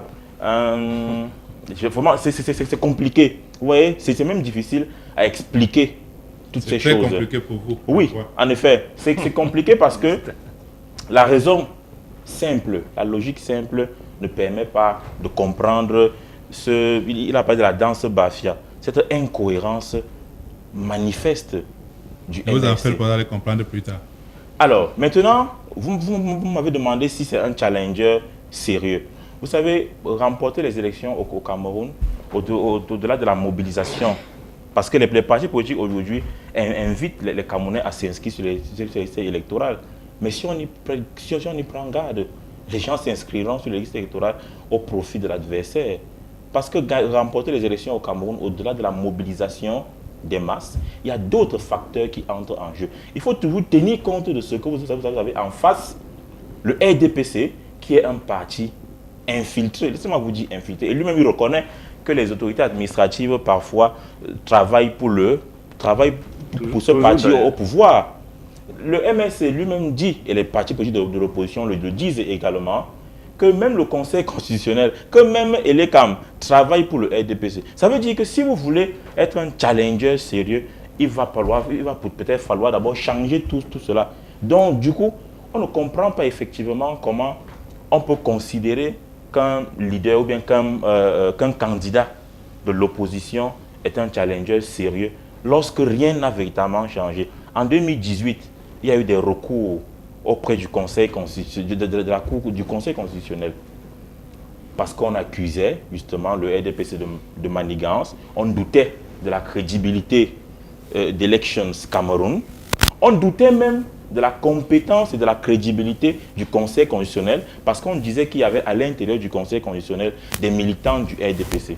Ça n'a pas beaucoup changé. Hein, voilà, effectivement. Vous avez ajouté de l'eau à mon moulin. Oh, rien n'a changé jusqu'aujourd'hui. Non, quelque chose a changé. Oui, j'ai envie de... Mais ça a changé dans la tête des membres du Conseil national.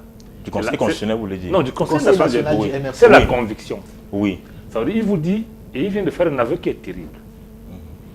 Mon ami Justin Noir vous a dit qu'ils sont convaincus cette fois-ci qu'ils vont gagner les élections. Non, je n'ai pas dit ça. Il dit que nous allons gagner comme en 2018. Voilà, effectivement. C'est deux choses différentes. Permettez-moi de chuter. Oui, c'est deux choses différentes.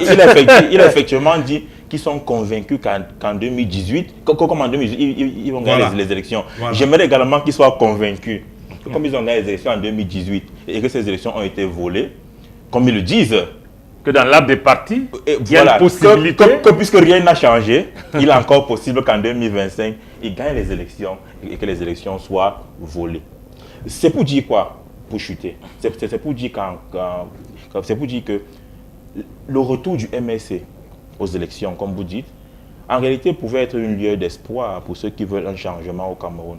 Mais pour que le Cameroun puisse changer par les élections, il y a tout un gros travail à faire avant. Et effectivement, je pense que si le MSC était allé aux élections en 2020, il aurait pu avoir quelques places au Parlement, avoir même quelques places dans les mairies, parce que vous estimez à combien de places? Parce qu'en ce moment, peu importe le nombre de places, Nous sommes pas là pour accompagner. mais je pense que malheureusement en 2025, le MSC aura moins de chances de remporter même ces places. C'est une conviction? Qu'en 2018, c'est une conviction.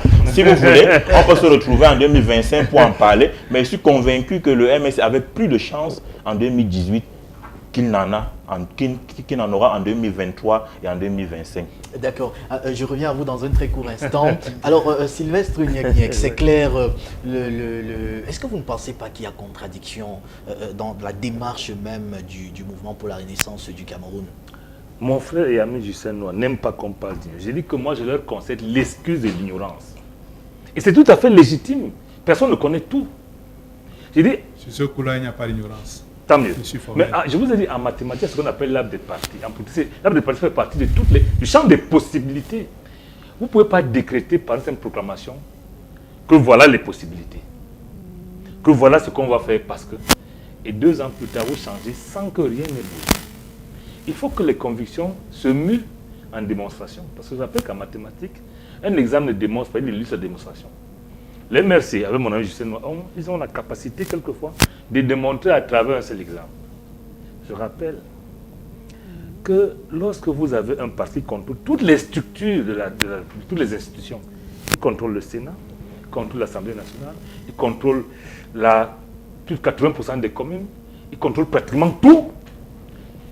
Si vous faites la gestion des crises, on commence par identifier le problème, à identifier la typologie des acteurs, mais également à faire le rapport des forces. L'RB est capable de tout. Il faut le reconnaître, hein? Ils sont capables de tout. Mais heureusement, il vous a dit que cette fois-ci, ils ne vont pas aller au Conseil constitutionnel. Et là, c'est très grave encore. Il se met en dehors de l'ordre républicain. Parce qu'il faudra bien qu'il assume. Il vous a dit cette fois-ci, il faut s'inscrire, il faut voter, il faut contrôler le vote et à la limite le défendre. Parce qu'ils n'iront plus au Conseil constitutionnel. Il l'a dit, Justin Noir. Refuser les instances de la République qui permettent de régler un contentieux électoral veut dire se mettre à marge de la République. Je suppose que c'est une dérive langagière. Il peut le refuser. Mais je voudrais lui prêter que ce soit un peu de dérive langagière. Ce serait très grave. Maintenant, pour être dans le sujet, j'ai dit, il ne s'agit pas de contradictions. Il s'agit de l'incohérence. Tout simplement. Et en politique, je vous ai dit, pour respecter sa parole, il ne faut jamais la donner. Maintenant, Justin Noir, dans sa communication que j'apprécie, il esquive le vrai problème qui est qu'est-ce qui motive, parce qu'il ne répondra jamais à ça. Il vous dit la conviction qu'ils ont désormais d'avancer. Et c'est tout à fait normal. Parce qu'un parti politique a des chocs qui ne s'expliquent pas. Hein. C'est ce qu'on appelle les actions mathématiques. C'est les problèmes qu'on ne démontre pas. En fait, c'est les shunts. Et lorsque vous êtes coincé, vous empruntez le shunt pour jouer de l'autre côté, mais sans pouvoir démontrer aux autres. Donc c'est une démarche au niveau de la commission politique qui est largement acceptable. En fait, il ne va jamais vous dire ce qui motive leur décision. Parce qu'il n'y a aucune motivation. Parce que la motivation aurait été qu'on ait levé les conditions qui sont posées avant. Comme ce n'est pas le cas. C'est une simple proclamation qui est d'ordre convictionnel, il faut le dire. Et ça, on reconnaissait au militaire. Parce que militer est du ressort de la conviction. Ce n'est pas seulement les preuves. Mais on a tendance à demander, mais c'est les preuves de leur... Non, on leur demande trop. Même si mon ami Justin estime qu'ils connaissent tout, mais j'ai dit, permettons MRC de revenir sur ce qu'ils ont dit hier. Et la politique, c'est également... Ils ne sont pas les premiers, je rappelle. Hein. Rappelez-vous que le président Biya lui-même avait dit en son temps, le Cameroun n'ira pas au Fonds monétaire international, n'est-ce pas? Pourtant, le Cameroun est membre des 6e Nations Unies. Donc c'était une déclaration, je peux dire... Inopportune. C'est le mot qu'on peut dire, inopportune. Vous ne pouvez pas être dans le 6e Nations Unies et ne pas être dans toutes les institutions. C'est exactement ça. Il ne faut pas qu'on soit d'accord quand ça concerne Biya et non d'accord quand ça nous concerne nous-mêmes. J'ai dit, la politique, c'est malheureusement ça aussi. Vous avez des choses que vous ne pouvez pas démontrer. En ce moment-là, vous utilisez, soit c'est dans la physique, c'est le shunt, en mathématiques, c'est les actions. Je comprends ça. Mais refuser de reconnaître l'incohérence me semble être vraiment inopportun. Parce qu'en ce moment-là, ceux qui avouent leur faute, ceux qui avouent qu'ils ne sont que des hommes, donc c'est se tromper, sont traités par le peuple comme des hommes. Mais ceux qui ne se trompent pas sont des bons dieux qu'on ne voit pas. Et en ce moment-là, on commence à dire, vous êtes des menteurs. Je voudrais éviter de dire ici. Il faut le faire, hein. Il faut éviter de traiter des gens sérieux comme mon ami Justin Noir, comme des menteurs. C'est pour ça que je dis encore, je voudrais lui emprunter le chemin de l'excuse de l'ignorance, qu'il accepte à ça. Parce que sinon, s'il n'est pas ignorant ne veut pas dire qu'on ne connaît rien, hein. Mais sur le choc particulier des élections, ils sont trompés en 2020. Les élèves l'ont fait en 92, ils l'ont reconnu, ils l'ont regretté. Je pense que la première chose qu'à faire, c'est regretter ce qu'ils ont fait à la fois à leurs militants, mais pire encore au peuple camerounais qui espérait. Et je finis par dire que lorsque la technologie est obsolète, les hackers font la même chose.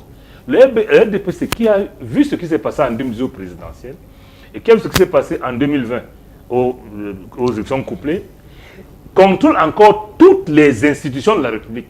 Ils ne vont pas nous faire des cadeaux. Et c'est pour ça qu'il faut être honnête pour dire, au lieu de parler comme quelqu'un qui va dire une chose sans savoir que ça peut changer demain. Parce que les gens se comportent comme si ce qu'ils ne connaissent pas n'existe pas. Que ce qu'ils n'ont pas vu n'est pas visible. Il y a plein de choses qu'on ne voit pas, mais qui sont visibles. Donc il faut que mon ami JMSC sache qu'en politique, le pardon aussi au peuple camerounais, quelquefois est nécessaire. D'accord. Alors, Benjamin Mon, vous ajoutez quelque chose avant qu'on sorte directement de... Oui. Je voulais revenir sur le champ de possibilités dont Monsieur le maire faisait allusion tout à l'heure avec les mathématiques. C'est très passionnant. En politique, il faut utiliser ça. Et en politique, c'est tout à fait valable. Parce que tout à l'heure, il a démontré avec dextérité les possibilités dans sa première prise de parole de 2025. On peut arriver à un scénario où le MRC ne participe pas au vote. Absolument. Et le candidat, professeur Kamto, candidat à la présidentielle. Non, je dis le candidat prof Kamto, candidat à la présidentielle, mais le MRC ne participe pas aux élections. Ça, c'est une possibilité. Bon, nous, on est serein. Quel que soit celui qui sera devant nous, en face de nous, nous, on est sûr qu'en 2025, nous allons remporter la présidentielle. Donc, ce n'est pas le personnage qui gêne alors. D'accord. Alors, peut-être un mot en 2 secondes. Oui, très rapidement, il faut dire que je pense que j'ai suffisamment été clair ici. Lorsque j'ai parlé du lourd sacrifice que nous avons fait en boycottant les élections couplées du M1 aujourd'hui, nous avons fait ce sacrifice. Ça suffit comme ça. En solidarité avec nos compatriotes de ces régions-là.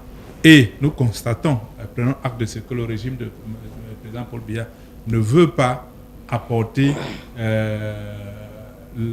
la paix dans ces régions parce que certainement certains membres du régime, civils et militaires, se sucrent.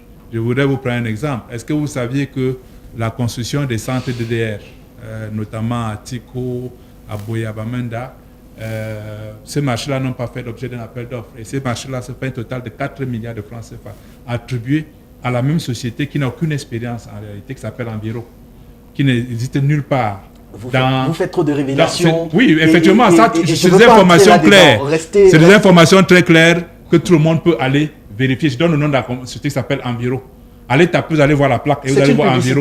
Voilà, non, c'est pas une publicité. C'est pas allez droit au but. Les gens comme ça n'ont pas besoin de votre publicité. Lorsqu'on leur donne les marchés, ils n'ont pas besoin. Allez droit au but. Oui, je suis même dans le but. Je vous dis clairement qu'il s'agit de ça. On prend acte de ce que le gouvernement de M. Paul Biya, président de la République, de fait, refuse, n'est-ce pas, d'apporter une solution à la crise, le conflit anglophone, et qu'on préfère continue à avoir autant de morts et que le tissu économique continue à être détruit comme c'est le cas maintenant, que des milliers et des milliers de centaines de personnes continuent à être déplacées à travers le pays sans qu'on nous apporte la moindre assistance. Nous prenons acte, nous disons, justement, c'est pour ces raisons qu'il faut aller aux élections en 2025, parce qu'une fois aux affaires, nous allons changer l'ordre des choses.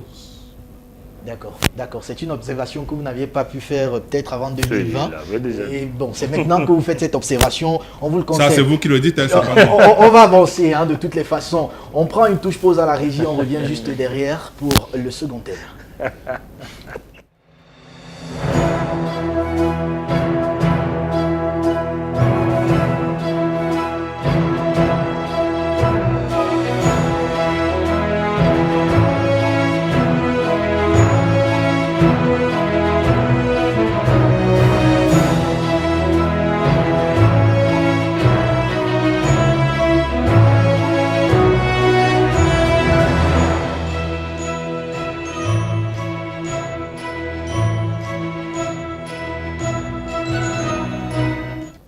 Merci de rester scotché sur les antennes de Cam10 Télévision, c'est le grand débat et vous faites bien de rester connectés.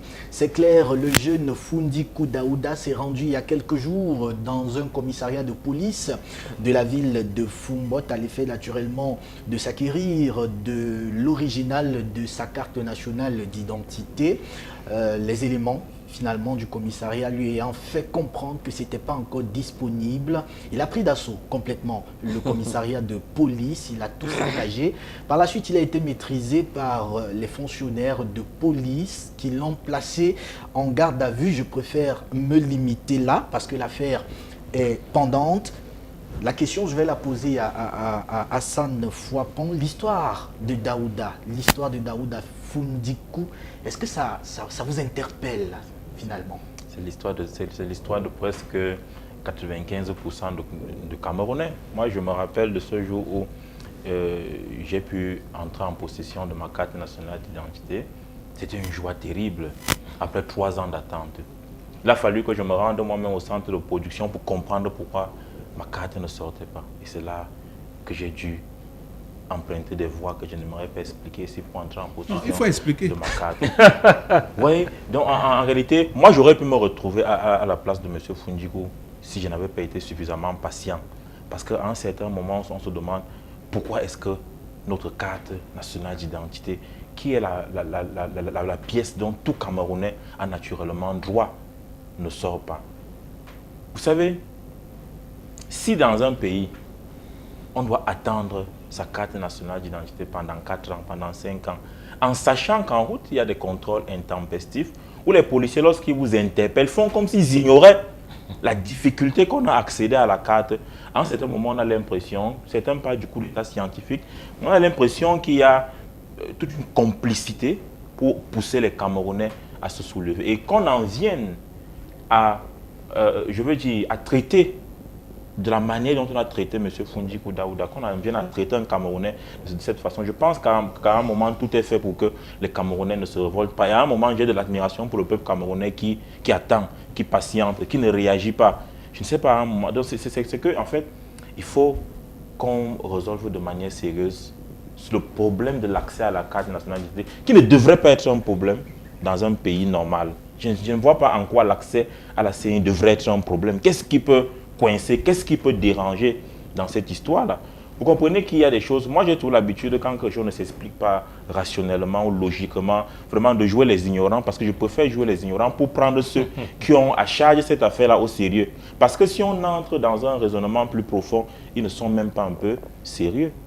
Le délégué général à la Sûreté nationale, lorsqu'il y a eu un premier mouvement, je veux ma CNI, qui a été relayé sur les réseaux sociaux, qui a été suivi, il a fait une sortie, il y a des mesures qui ont été prises, on informait même les Camerounais qui étaient même fatigués, qui lassaient de se rendre tous les jours au commissariat, par peur de se retrouver dans la situation de M. Fundiku, ne s'y rendaient même plus, et ils avaient abandonné leur CNI disponible dans les postes d'identification. On a envoyé des messages aux Camerounais pour leur informer que les cartes étaient disponibles. Ils sont allés, ils ont cherché, pris les cartes. Aujourd'hui, un mois après, on n'a plus vu de suite. Moi, je ne sais pas si certains peuvent nous dire s'il y a eu une suite de cette affaire-là. Mais je suis sûr qu'avec l'histoire de Fundiku, vous allez les voir revenir pour encore expliquer aux Camerounais pourquoi les cartes ne sortent plus. Prendre encore des mesures cosmétiques qui ne résolveront pas le problème en profondeur. Donc, il faut véritablement que l'accès à la CNI soit résolu au Cameroun parce qu'il y a d'autres problèmes, il y a des corollaires. Vous ne pouvez pas assurer normalement des transactions bancaires quand vous n'avez pas de carte nationale d'identité.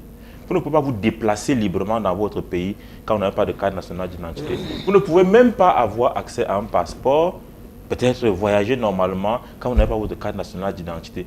Donc, finalement, je pense qu'il faut que ce problème soit résolu pour que tous les Camerounais soient épanouis dans leur pays. D'accord. Alors, Justin Noah, est-ce que le geste de Daouda à Foumbot, est-ce que son geste est un geste, comment je vais dire, est un geste justifié, vous qui prônez généralement le pacifisme, est-ce que le geste de Daouda peut se justifier? Il n'a pas eu sa carte et il a décidé de saccager tout un commissariat de police. Ça, c'est ce qu'on vous fait croire. Parce que là, je ne sais pas s'il y a eu des journalistes qui ont mené une enquête exactement pour savoir ce qui s'est passé de ce côté-là. C'est la version certainement que la police veut faire véhiculer. Parce que moi, j'ai lu une déclaration de son épouse qui relate un peu les faits qui sont contraires à ce que l'on raconte partout sur Internet. Peut-être c'est plutôt lui qui a été victime, qu'on a bien fouetté et avec tout ce que ça causait comme dégâts. Est-ce qu'on devrait en arriver là? Ça, c'est la véritable question. Parce qu'il faut savoir que la carte nationale est un document qui renforce la nationalité. Ça, c'est depuis la loi de 1964 qui établit même, qui institue la carte nationale d'identité. Et depuis un certain temps, on a adopté, notamment depuis la réforme avec le décret de 1999, on est venu à la carte nationale d'identité. La dernière réforme des modalités d'établissement de cette carte-là, c'est le décret de 2016 est clair. Il vous dit que lorsque vous demandez la carte, on vous remet un récépissé qui est valable pour 3 ans. Éventuellement, là je cite le décret, 3 mois. Éventuellement, oui c'est 3 mois. 3 mois. Éventuellement renouvelable une fois. Ça, c'est l'article 8, alinéa 3 de ce décret-là, de 2016/375 du 4 août 2016. C'est-à-dire que le texte dit renouvelable, éventuellement renouvelable une seule fois. Ça veut dire quoi? Ça veut dire que, en réalité, selon le décret, vous êtes censé obtenir votre carte nationale dans les 3 mois. Tout au plus 6 mois. Mais comment on fait pour que plusieurs années après, on n'ait pas sa carte? Et on passe le temps à proroger. Ce qui est illégal. Puisque le décret a dit une seule fois. Ça veut dire qu'on peut proroger une seule fois. Pour 3 mois encore, pas plus de 3 mois. Or, vous allez voir des récépissés où on vous dit proroger jusqu'à l'obtention de l'original. C'est illégal. En quoi les dispositions du décret de 2016, c'est complètement illégal. Mais maintenant, allons comprendre pourquoi c'est le cas. Au départ, le Cameroun a signé un accord avec une société française qui s'appelle Thales, qui a duré 10 ans. Parce que ça a été... la décennie a mis fin à ce contrat-là, je pense le 31 décembre 2014. Après cela, ils ont signé maintenant avec une société, je crois, des Pays-Bas, qui s'appelle Gemalto. Alors, Gemalto était censé, le Thales produisait et les cartes nationalité et les cartes de titre de séjour. Mais lui, avec eux, ils sont allés un peu plus loin. Mais, qu'est-ce qui explique que jusque-là, on n'arrive pas à avoir la carte? Parce que lorsqu'ils ont annulé avec, résilié le contrat de Thales, ils ont dit que non, il y avait des insatisfactions dans la qualité de la production.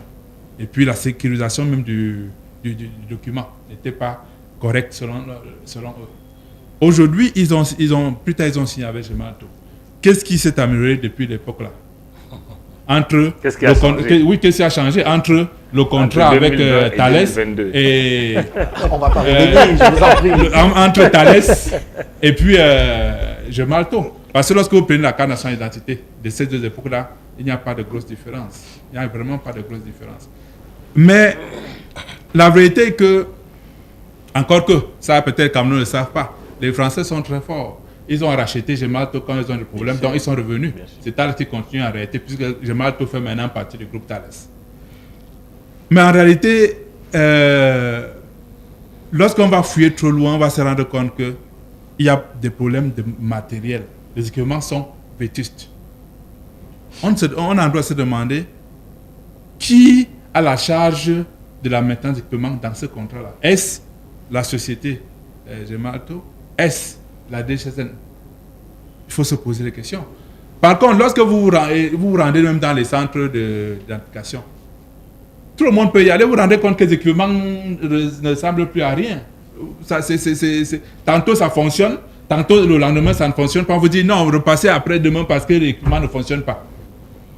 Pourquoi est-ce que, pour une question aussi importante, quand on sait que la carte nationale d'identité est obligatoire pour tout Camerounais qui a 18 ans, et que cette pièce-là est indispensable pour mener un certain nombre de transactions pour chaque citoyen, et même pour pouvoir s'inscrire sur les listes électorales, pourquoi est-ce qu'on ne trouve pas une solution définitive? Parce que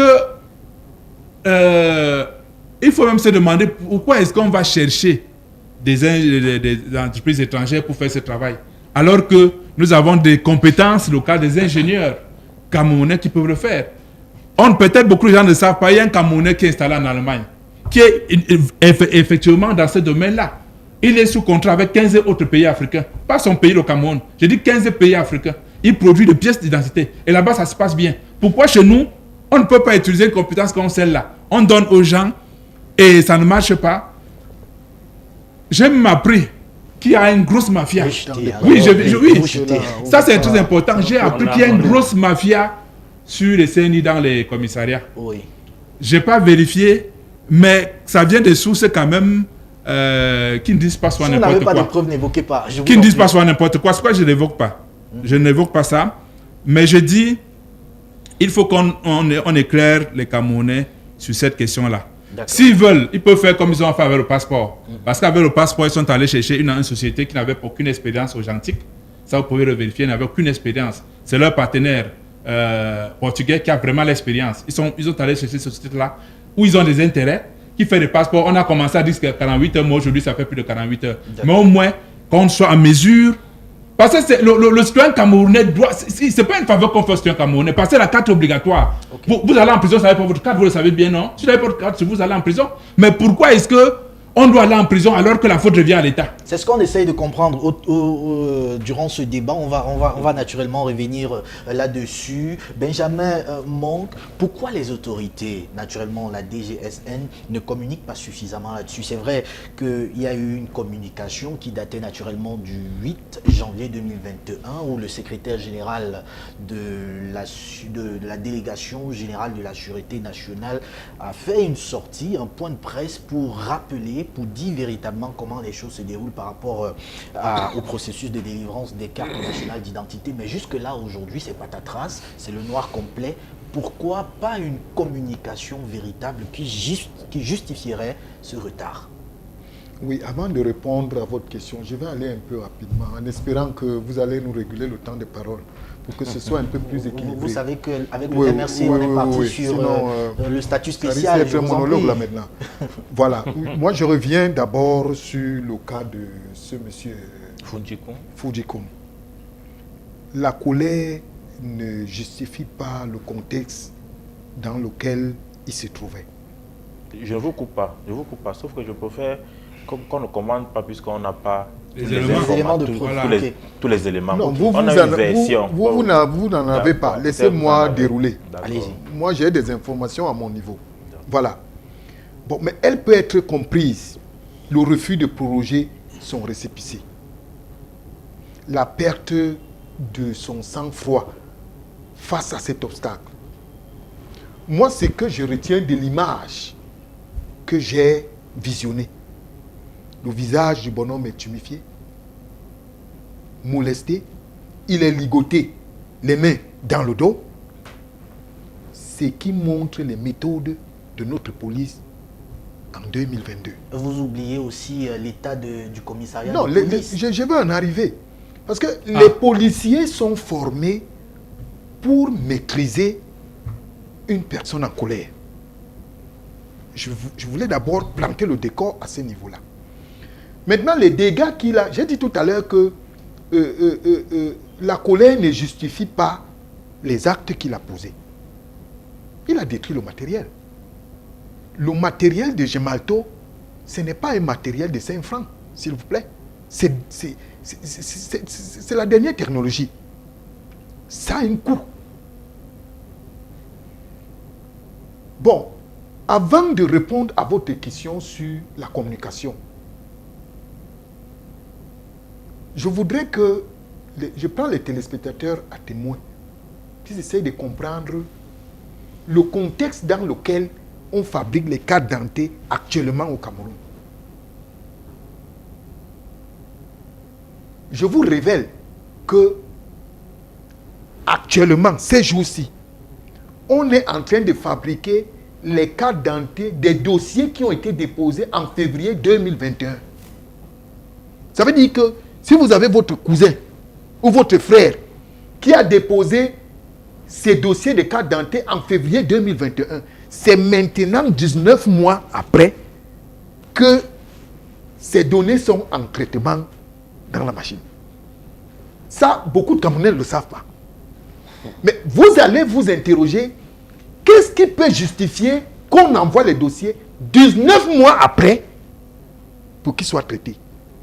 Non, il y a un deal entre Gemalto et nos dirigeants. Ah, ça vous assumez, hein, vraiment. Non, je ne voudrais pas que vous évoquiez, oui. Je voudrais pas que vous dites des choses qui pourraient se retourner contre moi, modérateur du plateau. Non. Je vous en prie. Il faut avoir J'analyse froidement. Je suis allé plus loin dans mes recherches. Quand on a fini de fabriquer les cartes, c'est Campos qui s'occupe du transport et de la distribution.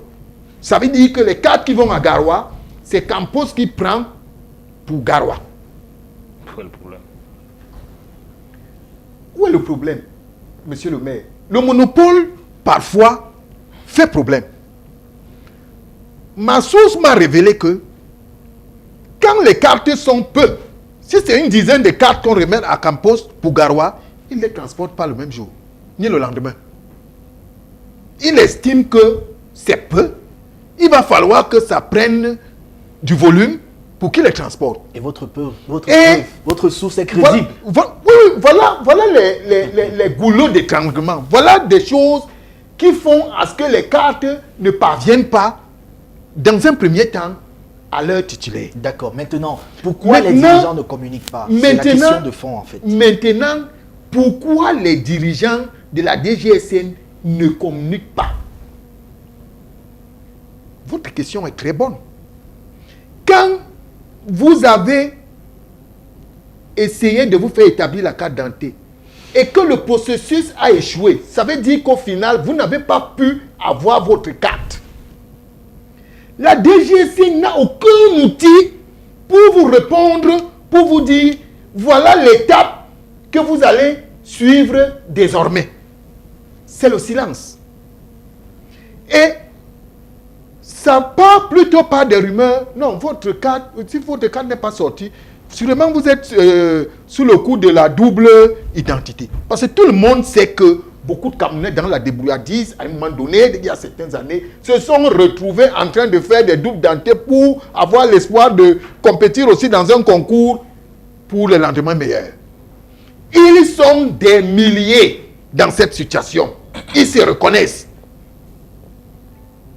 Tant qu'on n'a pas résolu ce problème, ça ne va pas évoluer. Je ne dis pas que c'est le cas de mon compatriote de Fumbote là. Mais je dis ils sont des milliers dans ce cas. Nous, au PCRN, on a envisagé avec des propositions où on préconisait qu'on essaye de convoquer ces gens-là qui ont la double nationalité, qu'on leur donne la double identité, pardon, qu'on leur donne la possibilité sur une année, eux-mêmes de choisir la date qui les convient et c'est ce qu'on met en machine. Oui, parce que sinon on ne va pas s'en sortir. C'est un délit, hein. On ne va pas s'en sortir. La double nationalité est un délit. Oui, sinon on ne va pas s'en sortir. Le fléau va être toujours là. Je crois qu'on va arriver tout à l'heure au niveau des solutions. Mais je voudrais dire que ce qu'on a décrié hier, parce qu'en 2021, notre porte-parole, Anne Fegonde, a lancé une opération que tout le monde a suivie. On parlait « Je veux ma CNI ». Bon, quand elle a lancé cette opération, il y a eu une secousse, la DGSN s'est déployée, mais avant cette opération, on est parti sur un constat, sur un diagnostic. Pourquoi les cas dentés ne parvenaient pas à leur titulaire? On est allé constater que dans le centre même de production, il y en avait plein là-bas, mais qui n'arrivaient pas dans les postes. Maintenant, on a essayé de prendre ces cas dentés, les acheminer au niveau des postes. Mais je dis, les pratiques qu'on décriait hier sont de retour. Vous arrivez dans des postes, les agents sont dans une désinvolture. Parfois, ils ne prennent pas le temps pour fouiller. L'usager est découragé et rentre. Les cartes ne font que s'accumuler. Il y a 6 mois, le délégué régional du Sud a fait un communiqué où il disait qu'il y avait 25 000 cartes en souffrance dans les postes d'identification uniquement dans la région du Sud. Et que les usagers aillent retirer leurs cartes. Je ne prends que le cas du Sud. Maintenant, curieusement, d'autres aspects sont rentrés dans le jeu. On nous a démontré que pour faire un passeport, en 48 heures, on vous fait le passeport. Mais mystiquement, les cartes dentés express sortent très rapidement quand il faut établir le passeport. Suivez mon regard. Attention. Vous n'avez pas la preuve de ça. C'est pour ça que je préfère qu'on n'évoque pas ça. Vous n'avez pas la preuve de ça, je vous en prie. Alors, on nous a rassuré, mais tout à l'heure... mais il y a les cartes dentés express. Vous payez, les montants sont connus, 50 000, mon collègue du MRC, il n'a pas la preuve, vous a dit justement que ça a été produit. Parce que là, maintenant, nous sommes en train de parler d'un problème. On ne peut pas vous produire le passeport. Ne nous empêchez de parler. Allez mener les enquêtes. Je ne vous empêche pas de parler. Mais on vous dit donc. Je veux qu'il y ait des preuves. Bon, si on dit que c'est moi qui a dit, on dit, allez sur le terrain, les gens payent 50 000, 100 000, 150, ils ont la carte. C'est mon temps de parole. De toutes les façons. Vous reconnaissez que la DGSN a reconnu qu'en 48 heures, on peut vous produire un passeport. Tout à l'heure, M. Noir a dit que 48 heures n'est plus respecté. Mais il y a quelques mois, on vous a dit en 48 heures, on vous produit un passeport. Ça, vous reconnaissez au moins. En 48 heures, on nous a promis. Et on ne peut pas vous produire le passeport s'il n'y a pas la carte d'identité. Il va encore dire qu'il n'y a pas de preuve. C'est pas moi qui réponds, c'est moi qui pose aux questions. C'est moi qui pose les questions. Alors, Sylvestre Niek, je veux comprendre finalement, est-ce qu'on ne peut pas évoquer ce retard? On ne peut pas parler justement des erreurs dans, comment je vais dire, des noms par exemple qui connaissent des erreurs, l'écriture des noms. On a aussi parlé de la double nationalité qui crée souvent problème d'identité et tout. Est-ce que c'est pas ça qui freine véritablement le processus de délivrance des cartes nationales d'identité? Parce qu'aujourd'hui, si le Camerounais voudrait poser la question aux autorités de savoir pourquoi les cartes d'identité ne sortent pas, quel élément de réponse on pourrait évoquer? La première chose que je dois vous dire, c'est que on ne gère pas un pays avec les émotions. C'est pour ça qu'il n'est pas acceptable, quelle que soit d'ailleurs la raison. Si c'est que vous avez dit saccager un commissariat, c'est un mot très fort. Aucun ne devrait saccager un commissariat de police. Ça, il faut qu'on se le dise d'abord. Quelle que soit par la raison, on peut regretter ce qui se passe par rapport au cas denté, c'est pas normal. Deuxième chose, c'est que nous, les hommes politiques, on a tendance à vouloir tout instrumentaliser. Il y a la crise du nozo, c'est une crise, il ne faut pas l'instrumentaliser. La crise de l'identité camerounaise, il ne faut pas l'instrumentaliser. C'est un problème sérieux qui nous concerne tous. C'est pour ça que je vous dis quelque chose. Avant d'être maire, je ne comprenais pas ce qui se passait avec les cas dentés. Parce que j'imaginais que ma grand-mère qui était née en 1932 à Macaque, à l'époque, faisait sa carte d'identité en 1 jour ou 2. Avec un type qui écrivait à la plume. Ça allait plus vite que ça. Je comprends très peu que peut-être 80 ans plus tard, qu'on en soit à produire des cartes très, très lentement. Mais lorsque je suis devenu maire, j'ai compris beaucoup de choses. Je rappelle que le phénomène de l'état civil, c'est de là que part le problème. L'État a pourvu les centres principaux, centres secondaires. L'acte de naissance est complètement gratuit. Ça ne prend même pas le timbre. Moi, j'ai fait la campagne pendant 7 ans de la gratuité de l'acte de naissance. Je n'ai vu personne arriver. Je me suis déplacé pour aller vers les gens. J'ai eu des problèmes. Ça veut dire qu'en réalité, le Camerounais est formaté de manière qu'il n'y ait rien qu'on puisse avoir gratuitement. Qu'on ne puisse pas rencontrer même un maire sans un intermédiaire. Et ça nous gêne. C'est pour ça que quelquefois, vous avez dans les centres d'état civil des documents signés que personne ne vient retirer. Mais également, vous avez les habitudes aidants. Les gens qui ont peur, on leur dit, avant c'était 15 jours, les délais de déclaration de naissance. J'avoue que c'est difficile. On a milité pour qu'on allonge les délais. Aujourd'hui, c'est pratiquement, je crois, 90 jours. Mais je suis dans ma propre famille. Mère, en poste, à 2 km de mes frères, il y en a qui ont des enfants de 8 ans qui n'ont pas d'acte de naissance. C'est des faits. Les gens préfèrent aller au centre d'état civil d'à côté pour faire un faux que de venir prendre gratuitement un vrai. C'est dans nos mentalités, parce que nous avons été formatés. Je n'ai pas dit qu'on nous a habitués à ça, mais on a eu l'impression qu'il y a un Cameroun d'en haut, où les gens... C'est pour ça qu'on parle de cadre express. Hein. Les gens font les choses facilement. Le Cameroun d'en bas, qui doit se battre pour connaître quelqu'un quelque part. Et j'ai gardé dans ma tête. Ma grand-mère Timon, je vois à l'époque, avait été interpellée par les gendarmes parce qu'on l'avait attrapée en train d'être dans une église qui avait été interdite par la loi. Elle connaissait 2 langues, le Bassa et le Hondo. Elle pensait que le Hondo était le français. S'adressant au commandant de brigade qui était un gars de l'Ouest, à Néondo, le gars lui a dit, moi je ne comprenais pas ce que vous dites. Elle lui a demandé, commandant, il n'y a pas les gens de mon âge dans ton village. Mais pire que ça, comment vais-je faire pour avoir un enfant gendarme, un enfant policier, un enfant avocat? Le problème des Camerounais, c'est que nous sommes convaincus, et c'est ça qui gêne, qu'il n'y a rien de gratuit. La preuve vous dit qu'on peut facilement obtenir un truc express qu'un truc normal. Mais la bonne question, c'est que, quel intérêt la DGS a à ce que les Camerounais n'aient pas leur carte d'identité? Il faut se poser cette question. Je pense aucun. Aucun véritablement. Parce qu'il n'est pas dit que lorsque vous avez la carte d'identité, vous avez voté pour le RDPC ou contre. Ce n'est pas dit. On est dans une histoire systémique qui ne fonctionne pas.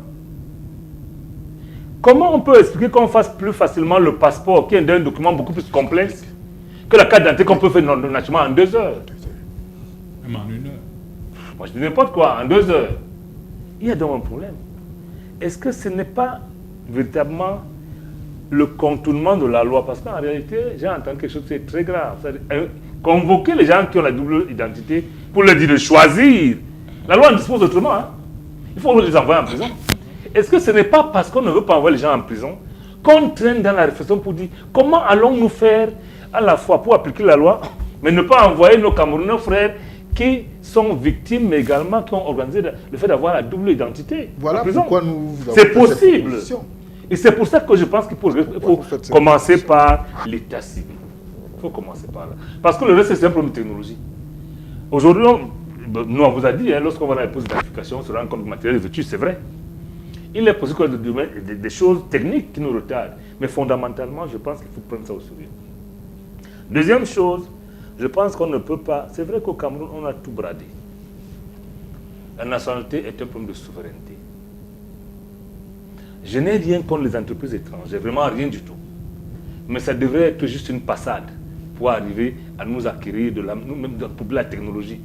Nous ne pouvons pas continuer à attendre que c'est quelqu'un d'autre venu d'ailleurs qui nous identifie. C'est très grave. 80 ans, 70 ans après l'indépendance, c'est incompréhensible. Bon, moi je dis, pour me résumer, je n'ai pas envie de parler autre mesure, mais je dis, nous avons un problème systémique. Il faut éviter de dire qu'on ne veut pas, on ne donne pas carte d'identité pour éviter que les gens ne s'inscrivent sur l'histoire. On ne gagne rien du tout.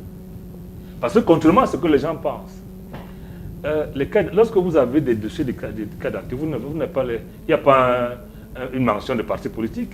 Donc ça nous intéresse tous. Il faut donc éviter de dire que si on donne le carte d'identité, on va... Non. Il faut poser la question. Pourquoi on ne peut pas faire au moins comme le passeport? Moi, je veux pas mon histoire personnelle. Je suis allé faire le passeport il y a 1 mois et demi.